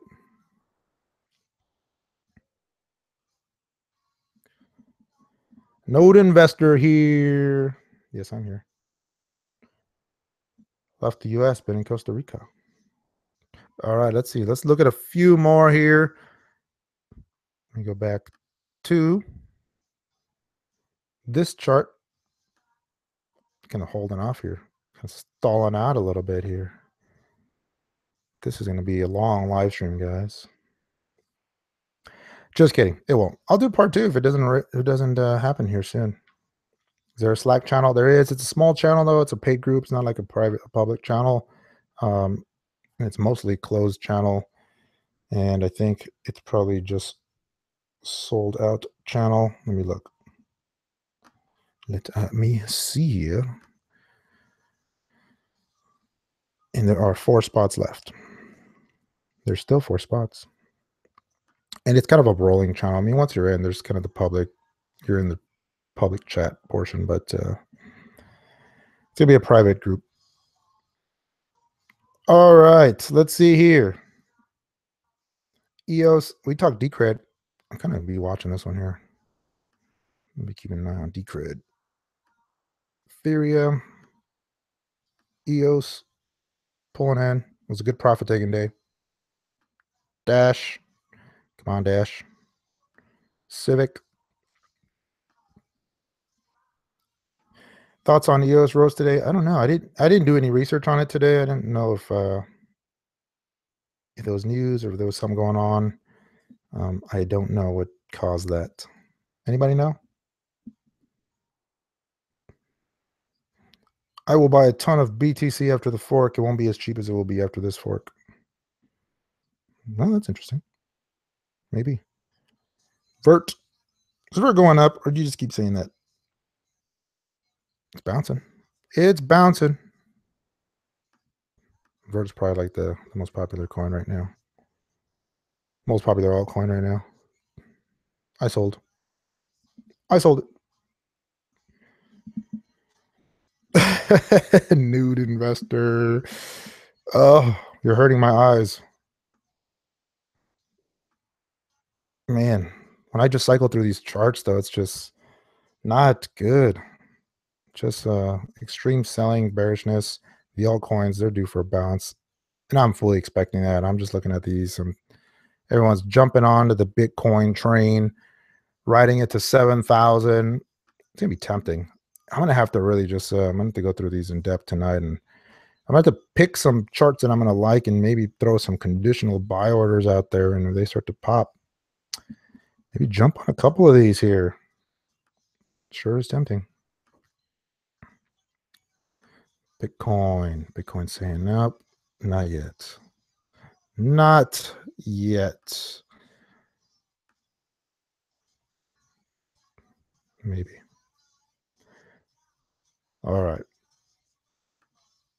Let's look at a few more, guys. And then if it doesn't move out here soon, we'll go ahead and call it a day, call it a night. And then I will be back on when Bitcoin hits 7,000. Unless I'm sleeping. Unless I'm done. Let's see here. Yeah, on the pump, everybody falls in love. I know. Jamie Dimon is holding 10,000 BTC. Man, if I were Jamie Dimon, I'd be holding a lot more than that.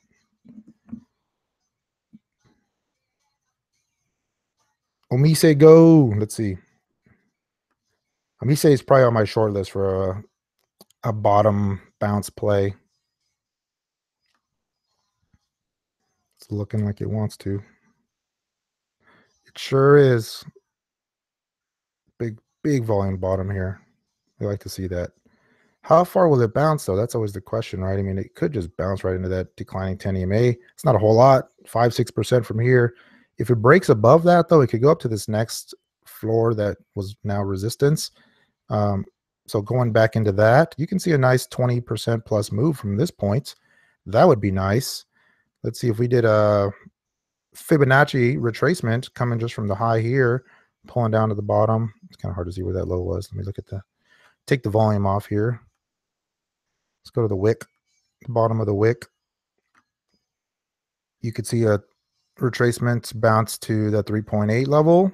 From here, that's going to be 17%, maybe a little bit higher. We'll take it to that next level. If we go all the way up to the next level, that's 35%. Wouldn't be bad. Wouldn't be bad for a trade. Now, if you're a long-term holder, long-term interest in OmiseGo, it's very attractive here. I mean, it's had a big pullback, but the chart, no doubt, is still very bearish. It's due for a bounce, but long-term, there's nothing yet signifying that the trend is changing. Let's just be clear about that. It's due for a bounce, but beyond that, you just got to wait for confirmation. I mean, it's just really, really in a bearish mode right now. Electrum. I have not done enough research on Electrum to give a educated opinion on it, so I don't know much about it at this point. I've seen it. So, I mean, I've read a little bit about it, but has not been on my radar. Let's just put it that way. I've been too busy watching Bitcoin rally.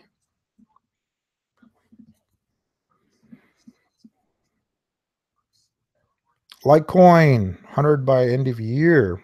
Ooh, it's a tall order. I mean, anything can happen. 2 months is a long time in crypto land, but we could, maybe. How long would it take? Let's see. How big of a move would that be? That's a 90% move in Litecoin. It's asking for a lot to get to 100. Let's look at some Neo again. Neo. What can I pay for trading? So here's the deal. You used to be able to pay for trading in BTC. You still can if you email me or direct message me. I was with BitPay. They started acting up. I got annoyed. I turned off the API. I'm trying to resolve some things with them. I'm probably going to move over to Coinbase. I've been really hesitant to, but I have to just because I'm annoyed that I don't have Bitcoin payment established on my website. That should not be. The node investor should take Bitcoin. And I do. And I have. And I do pretty frequently. You just got to email me at this point. Trying to pay, join a class, remaining slots. Uh-oh, maybe it's sold out. Maybe it's sold out. Let's check it out. There should be this buy button at the bottom. Right here. Nodeinvestor.com/training/insiders. If you go to the bottom, pricing, should be 4 spots left. Oh. Move to GDAX. No, I was talking about as far as my payment goes. GDAX for accepting Bitcoin payments. They have a nice API. I could plug it in my website. But, and I did have it with BitPay for a while. But I had some customer service challenges. So for now, shoot me an email. There's a contact form on my website. Direct message me on Twitter. And I will get back to you. I will send you an address. It doesn't have to be Bitcoin. It could be Ethereum, Litecoin, it could be whatever. Be more than happy to set you up. 2 memberships? Ooh, I don't know about that. If you're trying to buy one for somebody, just send me an email. And I'll work something out with you. Uh-oh, Bitcoin is dropping, everyone. What are we going to do now? Let's see. The Bitcoin $7,000 party is going to have to wait. Pulling in a little bit. Needs to, though. 10 EMAs. Catching up. It's catching up. Ebb and flows. Normal action. No big deal. Let's see what the volume looks like. Not bad. Sell volume is not really that big of a deal right now. Buy the dips. Buy the dips. Let's see what else we got going on here. Okay. I see that, Joe McDonald. I will check that here shortly when I get off this live stream. I've got a few more folks to send the invite link to, so I will be doing that. Do I hodl anything? For my trading account, obviously no, but for my longer term investments, I will definitely give it enough room. But long term hodl, you guys know the answer to that. There's very few coins that I consider forever coins. Bitcoin's one of them. You know, when the bull market is going, you hold it long enough and you'll be right eventually. You'll be all right. But long term, these newer names, they just got to prove themselves. I like them, and I'll take a position in my longer term portfolio. It'll be a small position initially, but and I tend to be a little bit more active than most holders, right? I mean, if something's really rallying, and I think, like in the case of Neo, I was buying Neo. Everybody who's been following me for a while was talking Ant shares when it was Ant shares back at $8, and that was a hodl for me. But man, when it hit like, you know, $30, $40, $50 in a couple of weeks and started getting a little extended, I started moving some out. I mean, you just got to. You got to take some profits. I mean, at the end of the day, we're in this for the profits. You can buy back in when it drops, roll into BTC. And so that's what I tend to do. I tend to be a little bit more active, move them around. Longer term, Bitcoin, got a little bit of Litecoin, Ethereum. Those three I tend to reallocate and fluctuate depending on how they're looking relative to each other. Right now, it's heavy Bitcoin. Some other things I've been in recently, Pay was one of them, Neo. I don't have any OmiseGo at the moment. I'm holding a little bit of Dash. What else? I always have a few like small coins that I don't even know if I would consider part of my holdings because they're such a small position. I don't think I have any more NAM. Probably it. Might have some Decred still. But it's a small portfolio right now. Keeping it tight. Most everything just been rolling into BTC lately. Monaco is at the end. I don't know. I doubt it. I mean, if they actually come out with a product, but the chart doesn't look good right now. Let's see here. Monaco took a big drop today. Just start stepping its way down.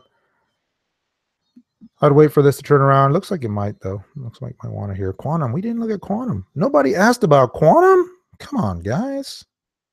Nobody cares about Quantum anymore. The news is out. Let's see what we got on Quantum. That was a good sell, by the way, when I did that little pump. Sold. Take the money and run. Yep. Nothing doing Quantum. You sold your BTC at 6,800. Oh, wait. Now it's going to rise. That's it. They were just waiting for you to sell. It's going to rally. I'll tell you guys when I sell, because then after that, it'll really rally. It'll just like explode to 10K when I sell. So hang tight. I haven't sold yet. Still holding my Bitcoin. 1 hour chart of Bitcoin. We have a singer in the room. What am I listening to? I was listening to some Black Keys earlier. Got some good stuff going on the radio here. It's all good. Gotta have some jams playing when I'm looking at some charts. Well, when will NAM start dropping? Yeah, I know we were talking about NAM earlier. OmiseGo. See here. Is it rallying? OmiseGo. It's trying. Neo, $25 Neo. Wow. $25 Neo. Wasn't it like $39, which was a few weeks ago? $37, $38. See that line I've got? It's got to clear that line. That's what I'm looking for. It almost did yesterday, day before, but it's got to rally. Looking like it wants to break down here. Come on, Neo. FOMO Mike. Oh man, I should have called FOMO Mike. Wonder if he's on the stream. Should have told him, hey man, I'm going live stream. He's telling everybody about Bitcoin now. He was telling me today. He is a Bitcoin evangelist. I love it. Yeah. OmiseGo.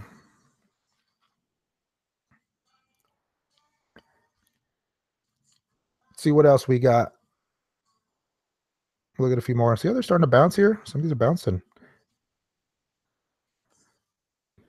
Bitcoin's starting to pause here. Altcoins are starting to get a little bit of a bid. Vertcoin. Ooh, coming off the lows. It's already up 20% off the lows. FOMO's going to kick in, guys. Bye, bye, bye. Let me see. Let me hide that volume. Wow. Look at that. It was just crazy extended. Up 22% from the lows. It's going to rally to about right there and then stop.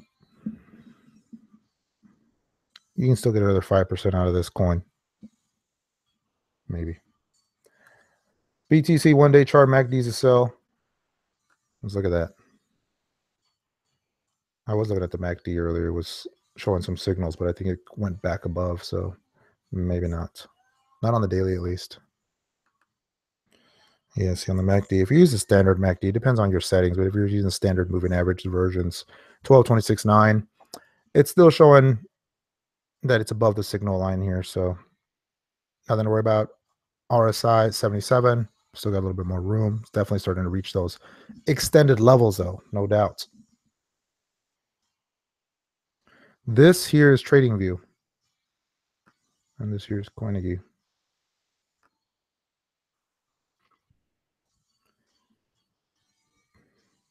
Quantum. What about your poor Litecoin? I think we talked to Litecoin. Yeah, it's looking weak too, though. $52 Litecoin. Starting to break that trend a little bit here. So is Ethereum. Starting to live below the moving average. Versus Bitcoin, though, I mean, it's the same story, right? Just feeling the smackdown. You know, Litecoin and Ethereum were somewhat moving in correlation with Bitcoin up until recently. And I like Litecoin. I still have some Litecoin, but it's feeling a little bit of pain here. What's better? TradingView, Coinigy. I think TradingView is a little more responsive. I like Coinigy. I like them both for different reasons, but I use both. From a charting perspective, they're identical. So I mean, the same buttons and all that. So from that perspective, they're going to be the same.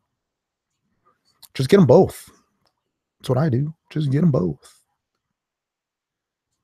You can try free trials on both of them. So if you're interested, go ahead. There's a free version of TradingView as well. But what they do is they limit the number of indicators you can put on any one screen. If you like to do like saved formats and layouts and all that, you can only get one, I believe, on the trial version. So you're gonna have to pay if you want to do multiple.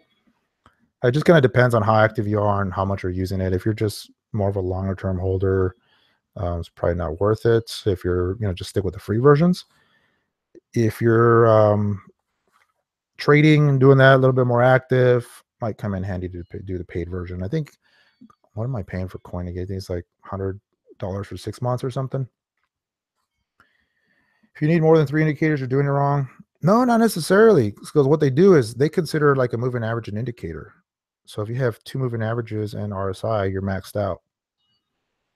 And so sometimes I like to just mix them around, and I hate to have to delete one just to have to add another one. So I fork out the dough and I just pay. Bcash. Let's see what Bcash is doing.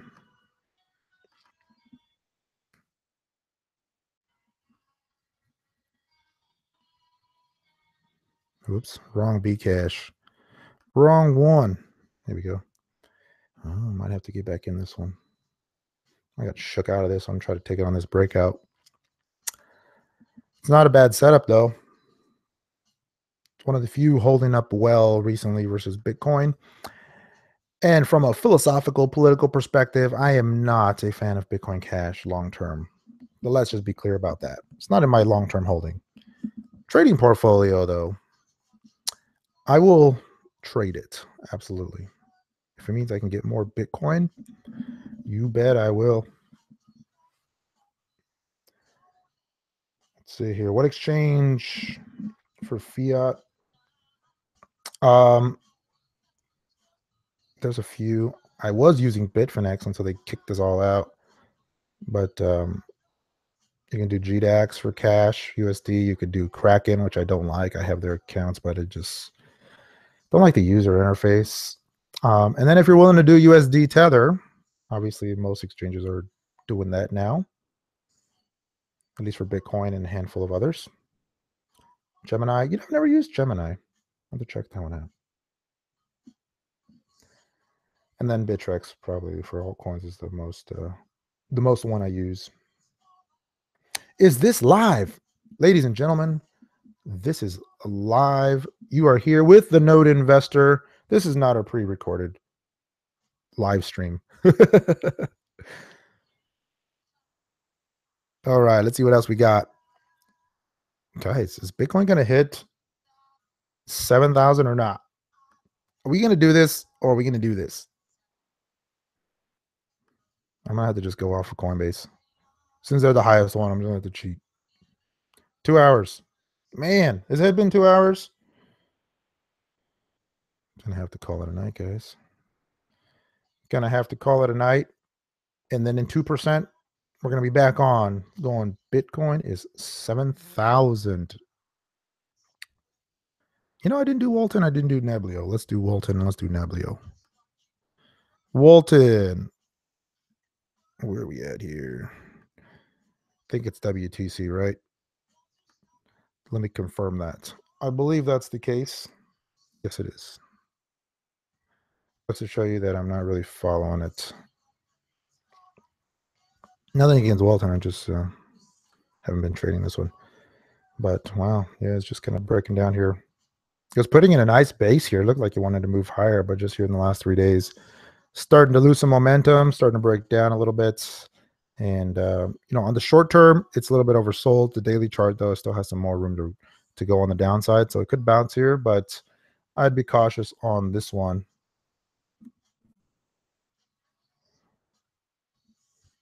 The troll box. Remember the troll box on Polo? Those are some good times.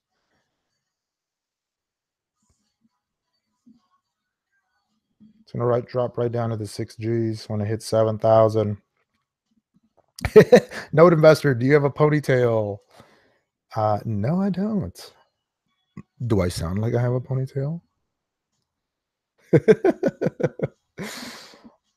You guys crack me up. EOS. Yeah, we talked EOS. It's made for a good trade earlier. All right.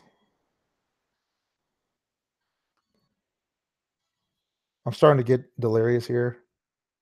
My voice is starting to ramble. My voice is giving out. Might have to take a little break. Do I play foosball? Man, I suck at foosball. I really wish I was good at foosball.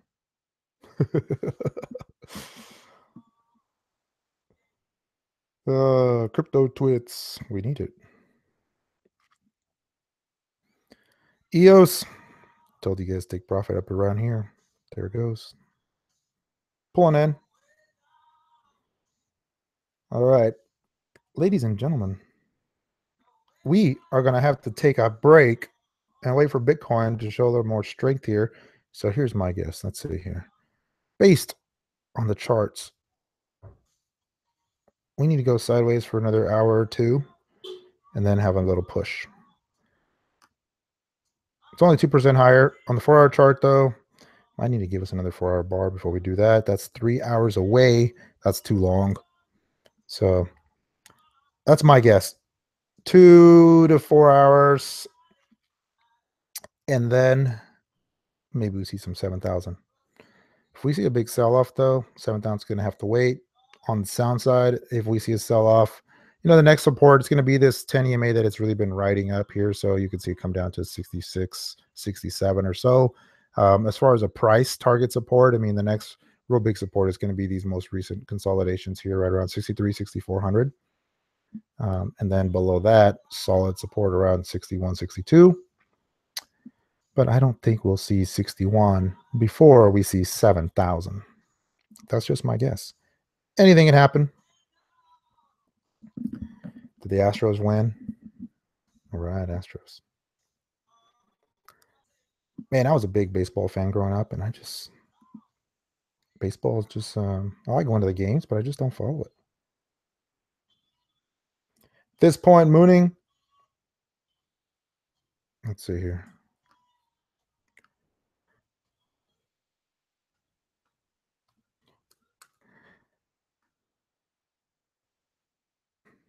Bitcoin Cash. Not bad. Not bad. Let's see Vertcoin again. That was the other one that was really rallying here in the near term. Pausing a little. At least it's above the 10 EMA again on the 1 hour chart. It's a good first sign. Let's see if we can hold it.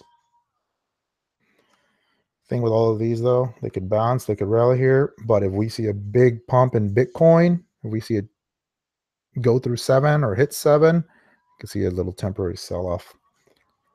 But that might be the good entry low, at least for a near-term trade on these alts. I'm going to be watching that. I'm going to be scanning the charts here later, looking for some setup, some potential entries if we see a little bit of an alt pump. Hey, look at that. Look at Ubik in the last hour. Not bad. How much is that off the low here? Up 18%, 17% in the last hour. All right. Whoever asked me about Ubik, you knew you were going to buy $1 million worth of Ubik. You just wanted me to pull up the chart. There it is.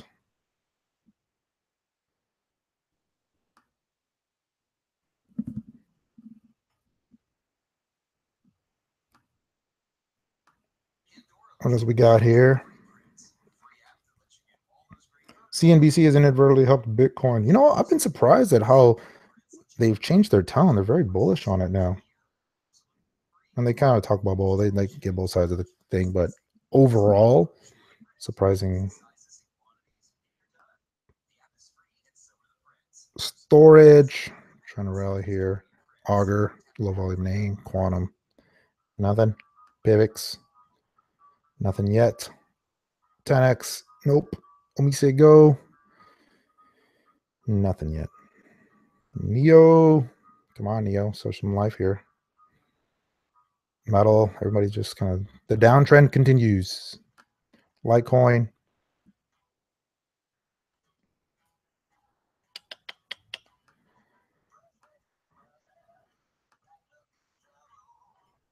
Wow. There's some background voice. What's going on? This is music. I want to be featured on the Node Investor. Hey, you know, that's a good idea. I need to start having some guest call-ins. I need to have some of you guys calling in. I can interview you on the Node Investor. Actually, would be pretty fun. I need to start doing more of that. All right. Just cycling through the charts here right now. Seeing what's going on. EOS starting to sell off a little bit more there. Nothing else is really rallying. We will probably going to have to take a pause here. If I see Bitcoin starting to get higher here in the near term, I think it's going to pause for a little bit. But if it starts to show some more strength, looks like we're going to hit that 7,000 mark. I might just come back on the air live with the Node Investor. Appreciate you all hanging with me. This is great. And we got we had quite a few people earlier, but we're still up there. 370 viewers in the live stream. I was really hoping to give away some Bitcoin today. Open the PM is flashing. I got you. I got you.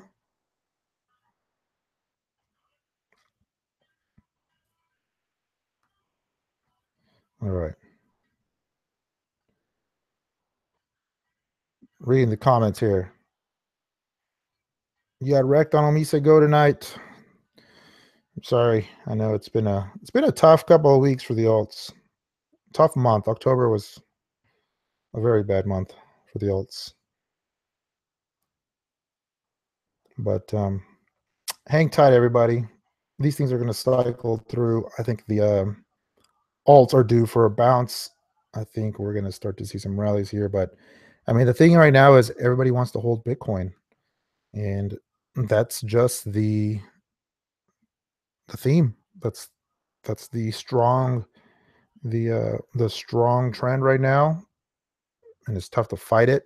Dominance continues to grow on the BTC, on the coin market cap here. Let's see where it's at now. But it's just tough to argue against that until we see the trend change here. So look at how, I mean, it's just spiking. How high can it go? We're over 60% now. Everything else just taking a hit. Node, what music do you listen to? Man, I listen to a lot of stuff. Surprisingly, you'd be surprised at how diverse my sound is. But generally, when I'm charting or when I'm doing something like this, I like some like chill wave, Daza. Sometimes I've got black keys on right now. I mix it up. You'd be surprised. I do a lot of different things. All right. Where am I located? Arizona, in the United States.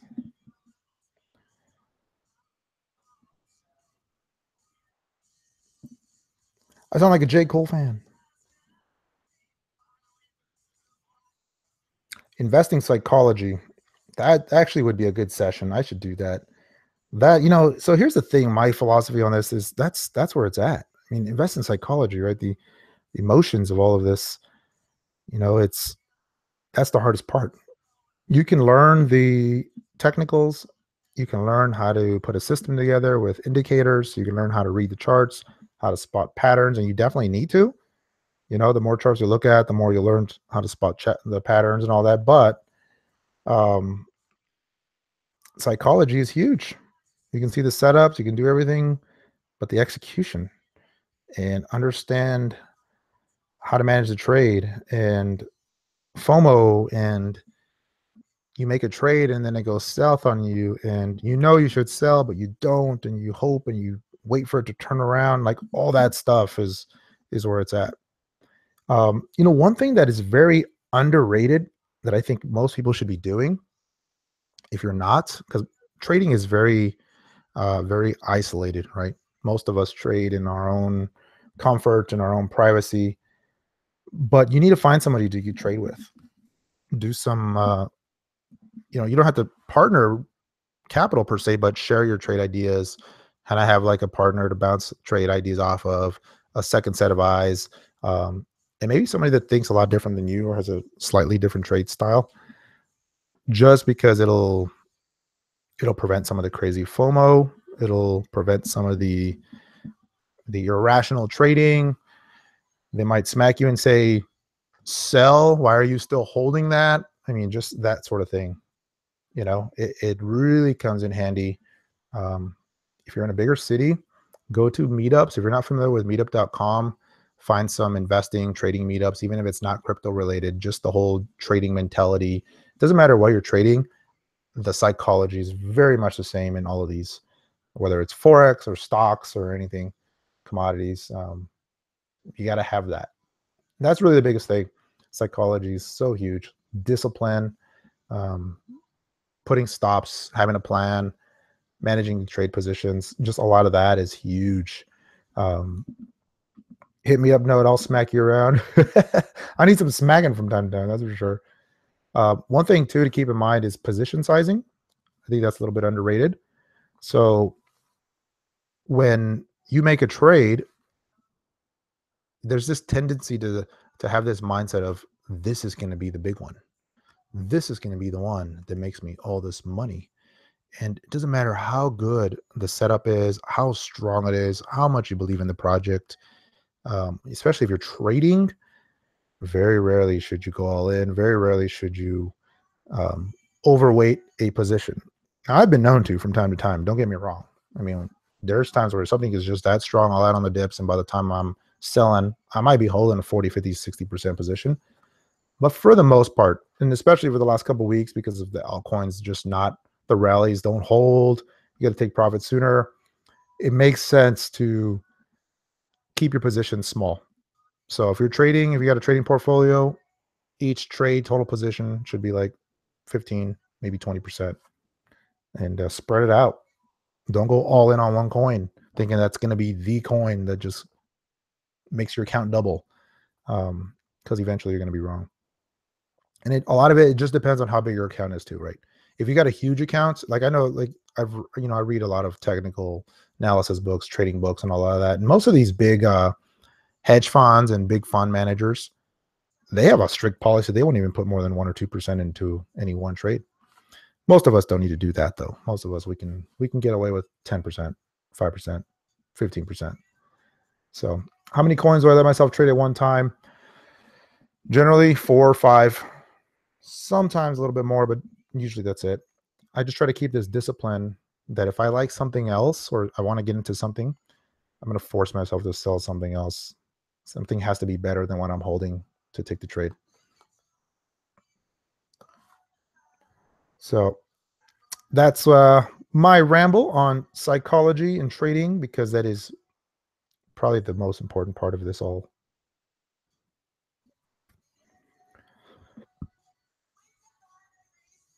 Why do all the coins want to go to the moon and not Mars? I know, right? Mars is so much cooler than the moon. Elon Musk is going to take all of our coins to the Mars. Did you guys ever read that book, or did you see the movie The Martian? So I read the book. I'm a little bit of an avid reader. I read the book The Martian. Holy crap. It was like taking a course in biology, engineering, programming all at once. Just watch the movie. The book was a little too much. You could tell an engineer wrote it, and I'm an engineer. All right, let's see here. I'm going to look at Bitcoin one more time, and then we're going to wrap it up. It looks like it's showing a little bit of strength, but my voice is getting tired. I think we've been going for an hour and a half, 2 hours. Let me zoom in. Oh, yeah, look at that. That's the 30-minute chart of Bitcoin. Moving average starting to catch up, starting to set up here. If we start to get above this, oh, man, we're close. We are getting close. You know, I didn't make that Texas conference. I was in Nashville when it happened. I should have just hopped on a plane and moved right, gone right over.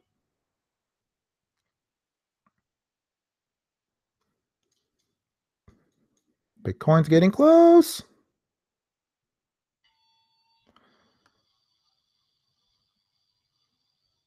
Let's see what else we got here. Astros party to Nashville. OmiseGo. Yeah, Chinese government. That's the other wild card, right? So we got the fork. We've got all this stuff. When news starts coming out of the Chinese reversing courses and they figured out how they're going to regulate and they're cool with crypto exchanges and all that fun stuff, watch out. You're going to see these things pop. You're going to see Neo, OmiseGo. You're going to see Quantum. You're going to see a lot of these things really start to rally. Just how low do they have to go before we get there? Neo, man.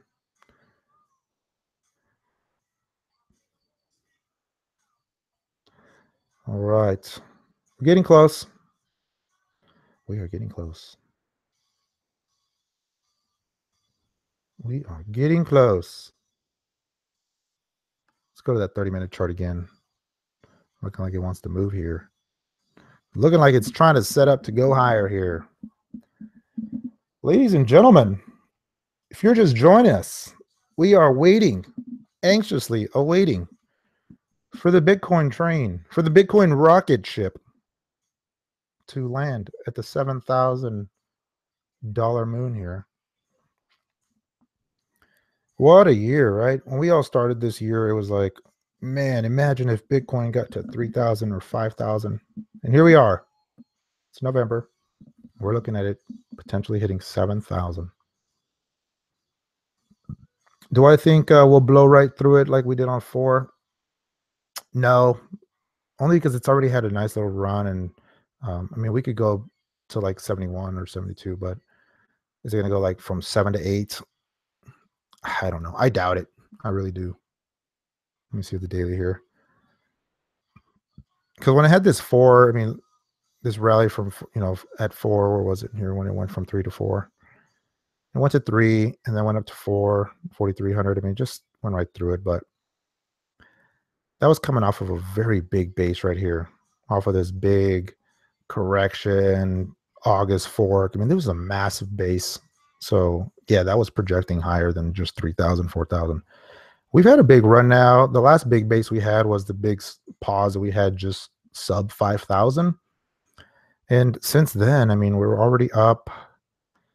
What are we at now? 41%. We've had a little bit of a consolidation here, but I don't know. And unless it goes parabolic, I don't see it just kind of like shooting right through. Could 71, 72, maybe. Let's see what else we got going on here. Reading all of your comments. So here's a question. We've got enough people here typing in a number. How many months, not years, months have you been into cryptocurrency? When did you guys get started with all this?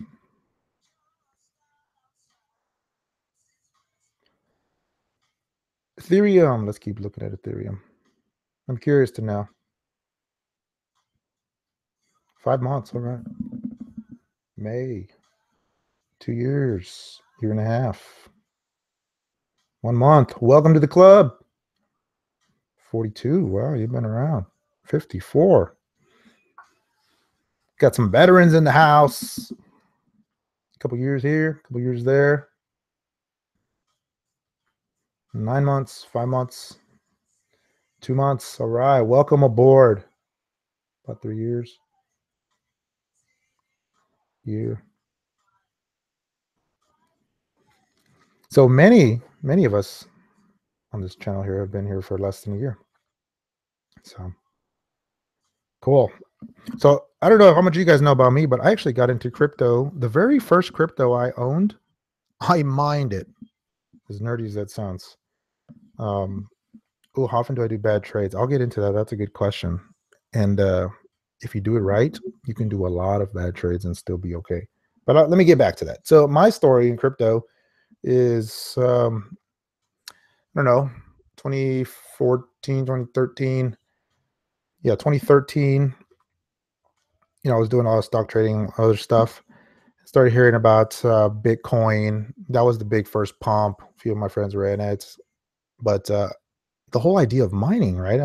I have a technical background, and just the combination of mining and finance and all of that was just like, wow, this is awesome. So instead of going out and buying Bitcoin like everybody did, I put up a mining rig, started mining that. Then I did some GPU mining and mined a bunch of Litecoin, believe it or not. And so I had a bunch of Litecoin going, but quickly realized that you got to really scale to do mining long term. It was very energy intensive. My friggin' office was 110 degrees because all the GPUs running. Moved to the garage. That didn't help. Long story short, I sold the mining rig, pretty much got my money back, kept the Litecoin, and then I really started looking into the cryptocurrency space in terms of trading and investing. But I didn't really get too big into it. It was just kind of here and there. Bought some Bitcoin. I actually bought some Steam. I think that was like one of the early coins that I had bought back in the day when Steam started coming out a year and a half ago or whenever it was. And then when Bitcoin really started to take off, I remember I was telling some friends of mine, guys, I had the big pullback, and I said, if you believe in Bitcoin, it's at $300, it's at $400. Now's the time to get in. And nobody wanted to do it. But then started buying some Ethereum. Ethereum was, I don't know, I think I bought my first Ethereum at $12, and then it dropped to $8, and I bought some more. And then the fun began. Then it began. Am I a programmer? I wouldn't consider myself a programmer. I do know how to program, but that's not my forte. Know a little bit. I know enough. I know enough to work with programmers. That's for sure. I've done some stuff, some basic stuff. But electrical engineering is my background, but mostly been in the finance side of things.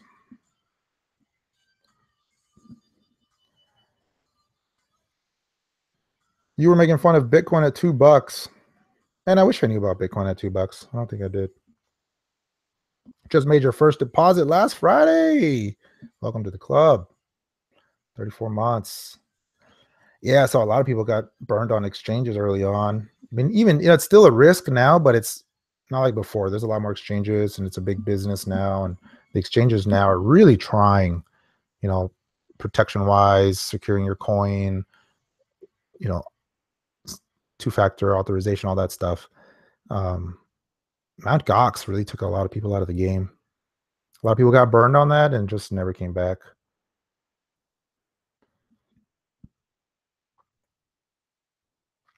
But they're getting better. There's still counterparty risk, though, no doubt. So, okay. Where are we at? 69.50. Is it a good idea to sell Litecoin for Bitcoin Cash? Ooh. Ooh. I might actually take that trade here. If I had Litecoin, sell that for some Bitcoin Cash. Let me see here. Bitcoin Cash was setting up here earlier, so keep doing that. Wrong one. Now, if you're talking just trading, maybe. If you're talking long-term hold, I think I would say no.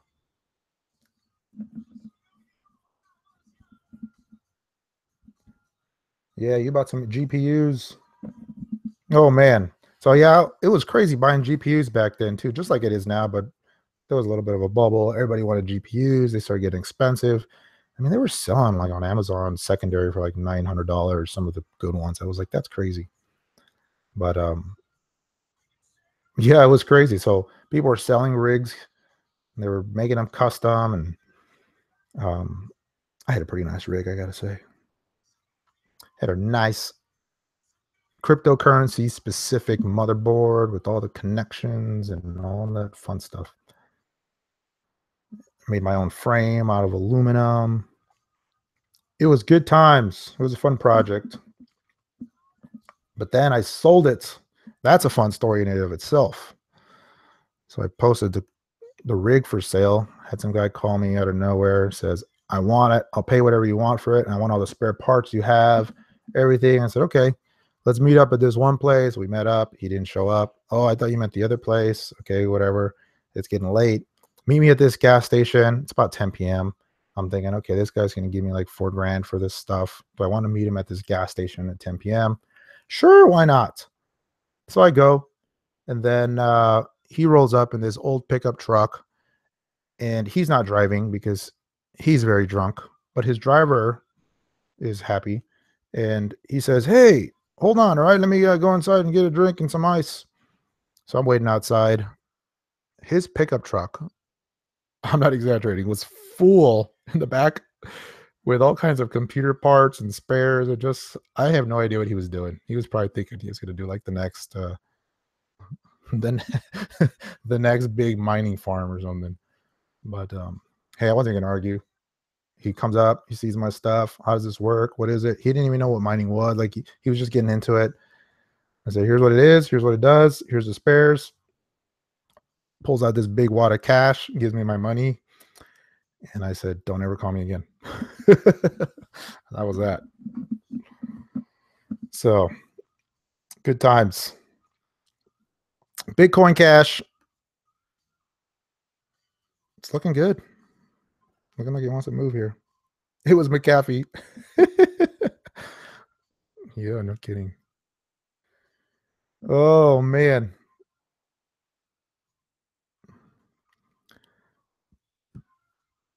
Let's see what else.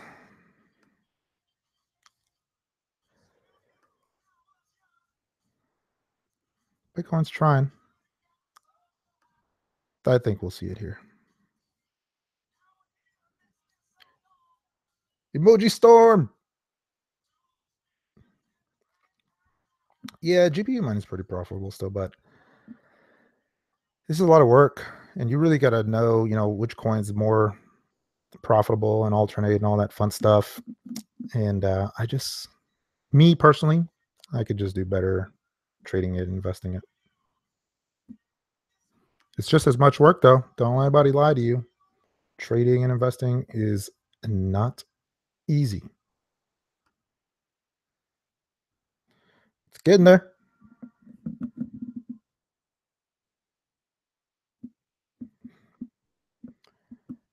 $69, $49, and 75 cents on the Coinbase.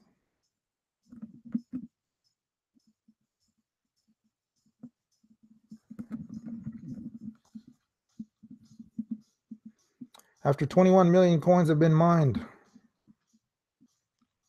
Well, the way the curve is, that's not going to happen for a long time.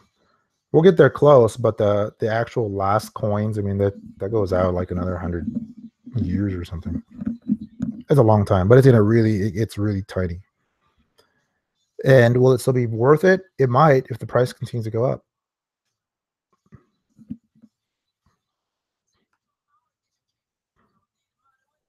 But who knows? We'll have other stuff at that point.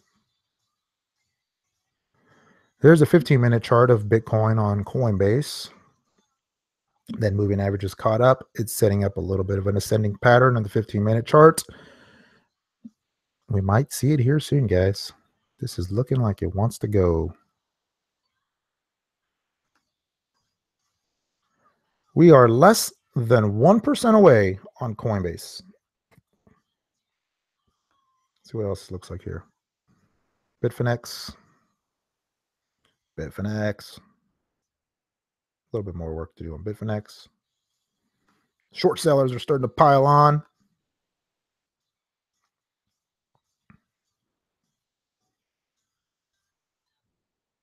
When is this bloodbath going to be over for the other coins? Oh, man. We've been asking that for the last 3 weeks. Every time we think they've bottomed, they don't. Got to just be patient, wait for confirmation. If you're still holding at this point, I don't know. It's tough. It's a tough say now because you've pretty much ridden it all the way down. Don't know what to say. HODL. Advanced HODL technology.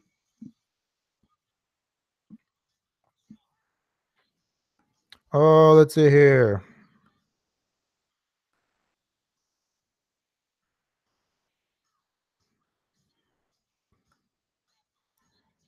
Arizona State. Got my MBA there too.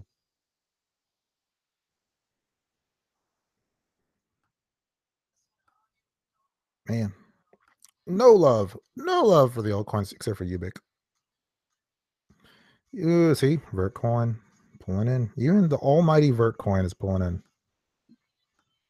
Come on, guys. Should I sell everything I own and buy Bitcoin? No. Depends on how long you're willing to hodl. Because you might need everything you own. Long term, I think still in higher, but near term, who knows? Who knows? Best wallet for SegWit 2x. I think most of the biggies are going to be supporting it. Here's the thing with wallets on SegWit 2x. If they don't, like last time, right, with Bitcoin Cash, like for example, take the Trezor. They let you extract your Bitcoin Cash without having to compromise your private keys by by putting them out there to get the coins. So that's the best way to do it. If your wallet doesn't do that, the challenge with that is you have to, it's very technical, but you have to basically take your private keys, put them in, claim your coin, but then you're exposing it. So it has to be worth it. If you're on an exchange, they're probably going to support it, so you don't have to do anything about that. If you're holding it on a private wallet, I mean, I use Exodus, I use Trezor. I've got a Nano ledger, but honestly, what do you guys think about the Nano? I just I don't know. It seems a little clunky. Very nice form factor. I like the case and all that, but Trezor just seems a little easier to use. And I can't wait till I can get my new one. Someone's confessing. They just bought some altcoins.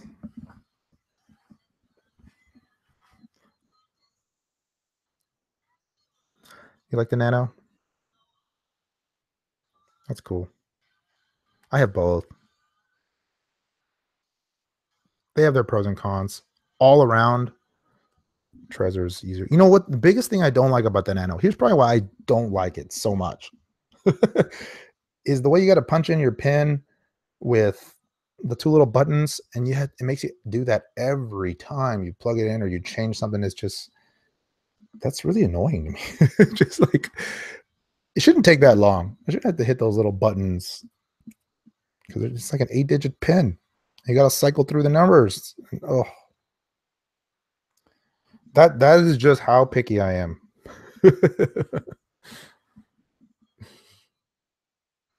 But it's a great wallet. It's a great hardware wallet. There's no doubt about that. What else are we looking at? Why am I looking at 8x? 69.50. Come on, Bitcoin. Let's do this already. It's a 15-minute chart. It wants to. It's trying. Someone else just bought some VTC.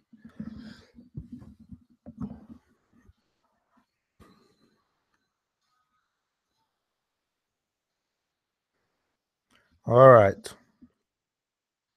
Well, it's going, guys. It's getting pretty late out here. Well, it's not that late. Feels late. So I've been talking. How long has this live stream been going, by the way? An hour or two? YouTube says I have 8 hours. We can keep this party going.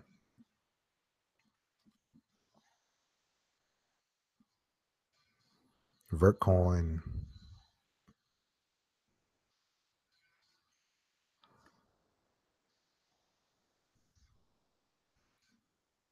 All right. Pulling back a little bit here. Coinbase, though, it's holding up. Surprising how different the chart price there is. 69.51 on Coinbase, BitConnect. You know, the last couple of times, BitConnect has actually been higher, so it's kind of interesting to see it. Coinbase higher this time.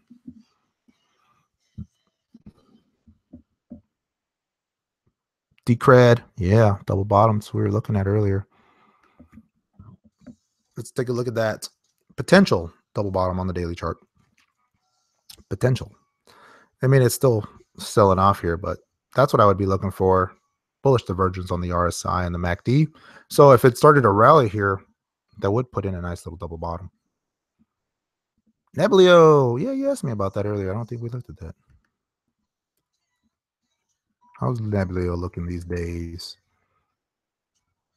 It was moving up nicely for a while. Well, I had a big sell-off today, but a little bit of a support bar forming there. It's a long wick bouncing here. But I don't like that rounded top it's starting to put in here. I mean, it can go higher, bounce into this resistance. But the broader chart is not starting to look as strong as it was, say, back here. It was just kind of edging up, and now it's starting to roll over a little bit.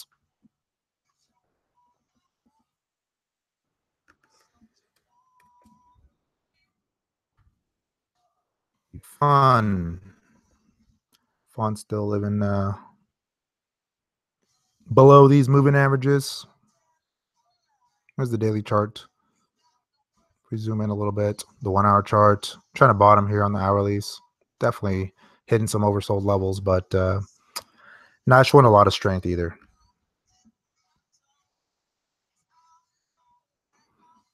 Oh yeah, check this one a little bit. Yeesh. Yep, not looking good on district. Selling off new lows. Apparently being added to the exchanges didn't help much for the long term. It probably will hit 7K overnight. I think so. I think so. Evelyn Stone, you're still here with us. Appreciate the support. Let's see. Here we go. Come on, Bitcoin. 69.60. Coinbase is going to beat everybody to the punch here. It's interesting how the markets are a little bit different there. If you can arbitrage it, would be good. Run or drop after that? Man, that's the big question. That is the big question. I say we pause or drop. That'd be my guess.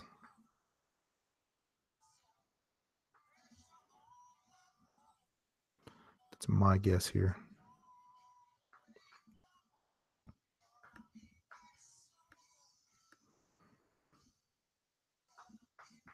Ooh, I know. You guys guess what time it will hit 7,000. And if you're close, I might give you some Bitcoin. Maybe.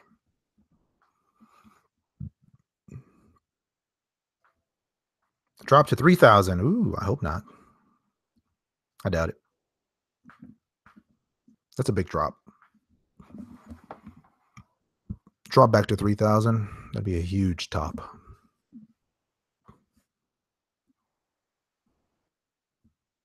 $12 a.m. Pacific. You can pick your time zone. I can adjust. I'm going to do like the BitConnect videos and give out some Bitcoin with every video. No way.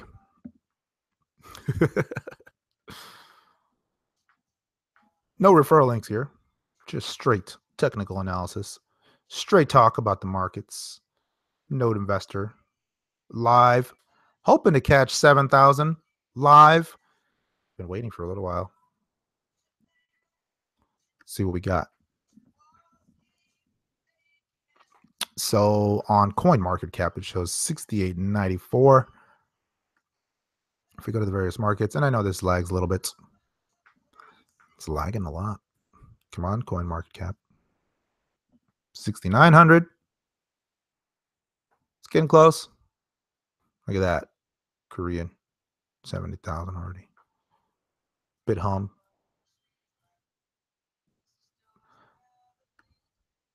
$69.70.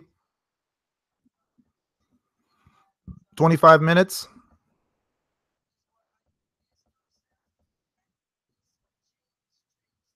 Do I Bitcoin dice? No.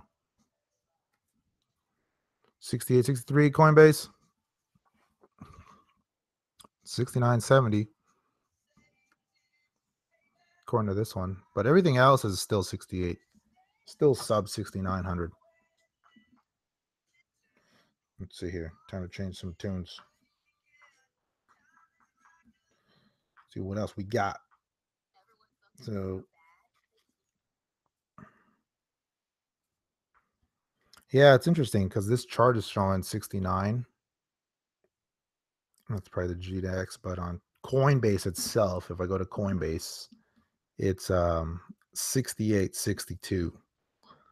So a bit of a lag there. And that makes sense because Bitfinex, Bitstamp, they're showing 68.40, 68.41. So that's what I'm going to be going off of. Sorry, folks, but this is the real Bitcoin price. The real Bitcoin. And that kind of makes sense too, because CoinMarketCap here around 6,900 kind of lines up with that. How high will it get before November 16th? That's the magic question. That's a long ways out. 2 weeks. We could pull back. We could go up. We could go sideways. Right now, it's looking like we could go over 7,000 easily. 7,500 maybe. You know, on a percentage basis, not even that much. So who knows? Could just go parabolic.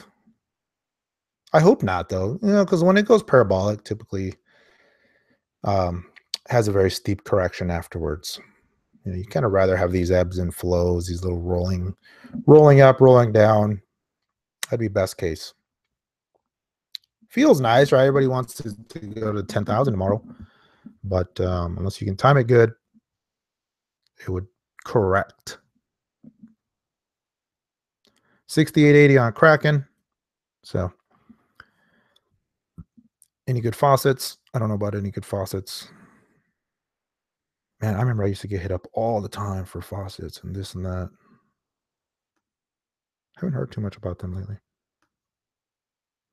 Dash breaking down. Decred hasn't bottomed yet. Ethereum. All right. Well, ladies and gentlemen, appreciate you hanging with me. We're about 68.40, 68.50, depending where you look. On this one, it's getting real close. 69.80. We're almost there. But I'm getting tired. My voice is starting to give out. I think I need to take a little break. Trezor or Nano S? Yes.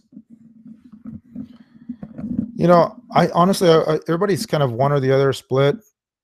Try them both.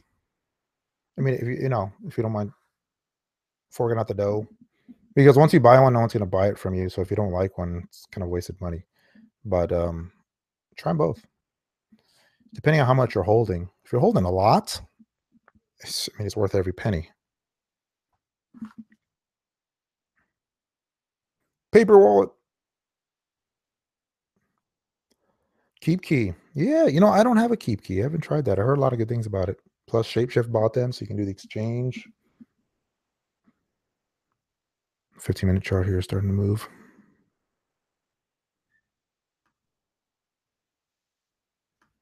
They're coming out with a new Trezor, by the way. So if you're thinking about buying that one, just wait and buy the new one. BitConnect shorts starting to pop. BitConnect shorts are starting to pile on. We've seen the price take a pause here when we start to see this pop. Which one is easier to use? Personally, I think the Trezor, because you plug it in, you get their web user interface. Nano, you've got to download some apps. Probably not that big of a deal, but Trezor to me feels slightly easier to use. Ledger Blue, I've never used it. I'm not sure.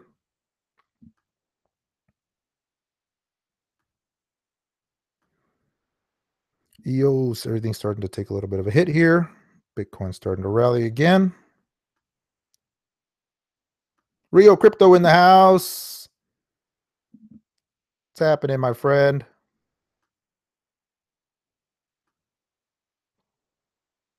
I think it's time for you to take over the live stream here. Everybody go over and check out Rio Crypto's channel. Similar trading style philosophy than what I got. Good stuff. Yeah, just kind of cycling through.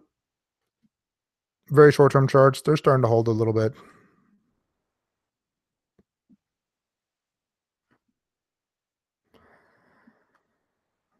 All right. The altcoin holders. Just close your eyes. Close your eyes. This might get a little scary.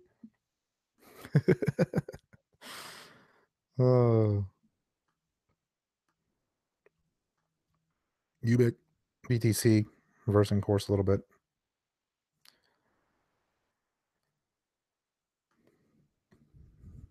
Oh, here we go. It's getting close.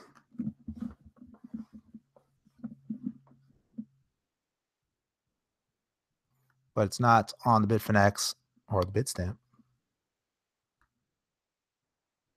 Still putting that little ascending base on the 15-minute chart. Yeah, hit me up. We need to talk.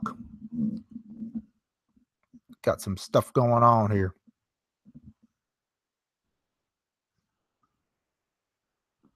Man, you fell asleep and you woke up and I'm still here. I'm the one talking.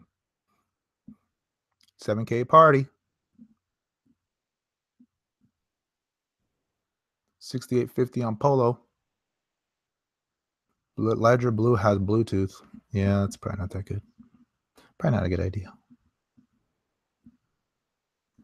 $15 to go on the GDAX. It's getting real close. Real close. Everybody, get the Lamborghini and the rocket ship memes ready. Get the gifts going. Blow me up on Twitter.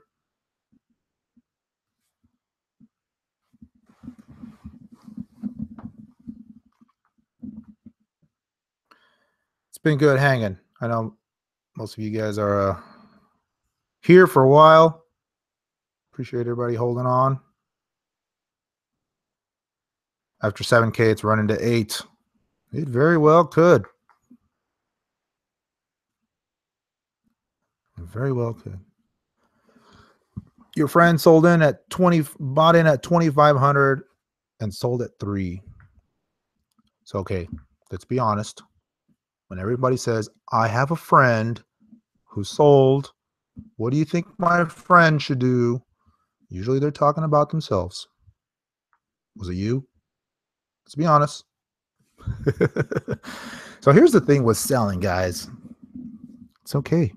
Buy back in. I do it all the time. You sell, and then you buy back in. Say, whoops, maybe I should buy. Or pulls back, buy the dips. It's okay. Big correction on the way. Well, we'll see. Maybe it's one of those where it goes like 69 and change and then just never gets to 7. And we pause and base out for a while.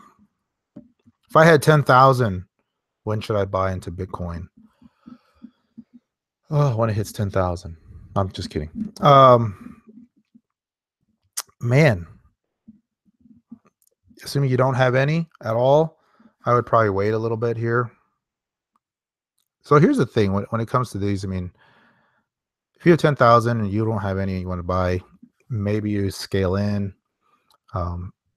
If you know how to read the charts, it helps if you can kind of see where things are a little extended or a little, where the support areas are, and you can just buy into the dips on support. You definitely want to buy closer to moving averages. Feels a little extended right now. Could go higher, yes, but it just feels extended, so your risk is higher. Where do I think Bitcoin will be in 2 years? Probably 10K at least. Okay, remember in 2020 we got another halvening and all that fun stuff, and 2 years is a long time. We got institutional money coming in now. There's going to probably be any Bitcoin ETF. We got the futures markets. Even if we do have a correction here, if things get a little extended 2 years out, man, it's going to be a ton of money coming into the space.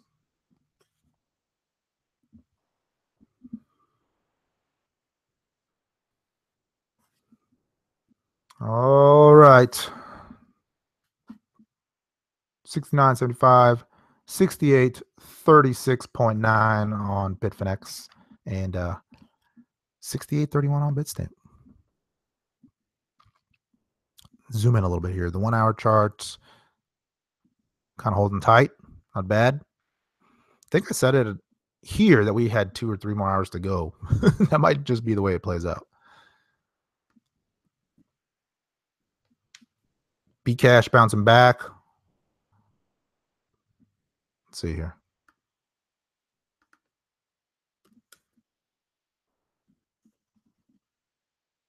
Yes, it is. Breaking out. Not bad. Showing some strength here.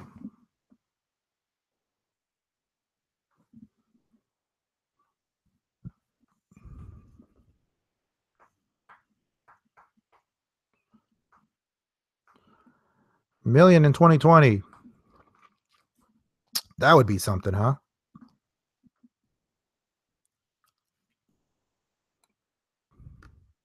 What's Bcash on the USD? Really strong. Not bad. All right. Well, ladies and gentlemen, my voice is giving out. I'm going to have to take a break. Thank you all for being here on the live stream with the Node Investor. Hey, let me go check out the site real quick. Hit me up if you need to email me on this. 4 spots left. Still says 4 spots. All right. I will get some sleep, and when I wake up, I better see some rocket ship memes, some Lambos, some 7Ks, some Satoshi Nakamoto memes. And it'll be all good times, ladies and gentlemen. Watch them altcoins. I still got to do that. I'm going to check out the charts. See if anything's going to start looking like it breaks out here soon. So, well, this is fun. But I don't know how close we are to 7. We're real close. But gonna have to wait. Gonna have to wait a little bit. Wake me up. Real crypto, wake me up when this thing hits. And we'll rock it. Rock it on the YouTube. Ladies and gentlemen, thanks for hanging. Until next time, take care.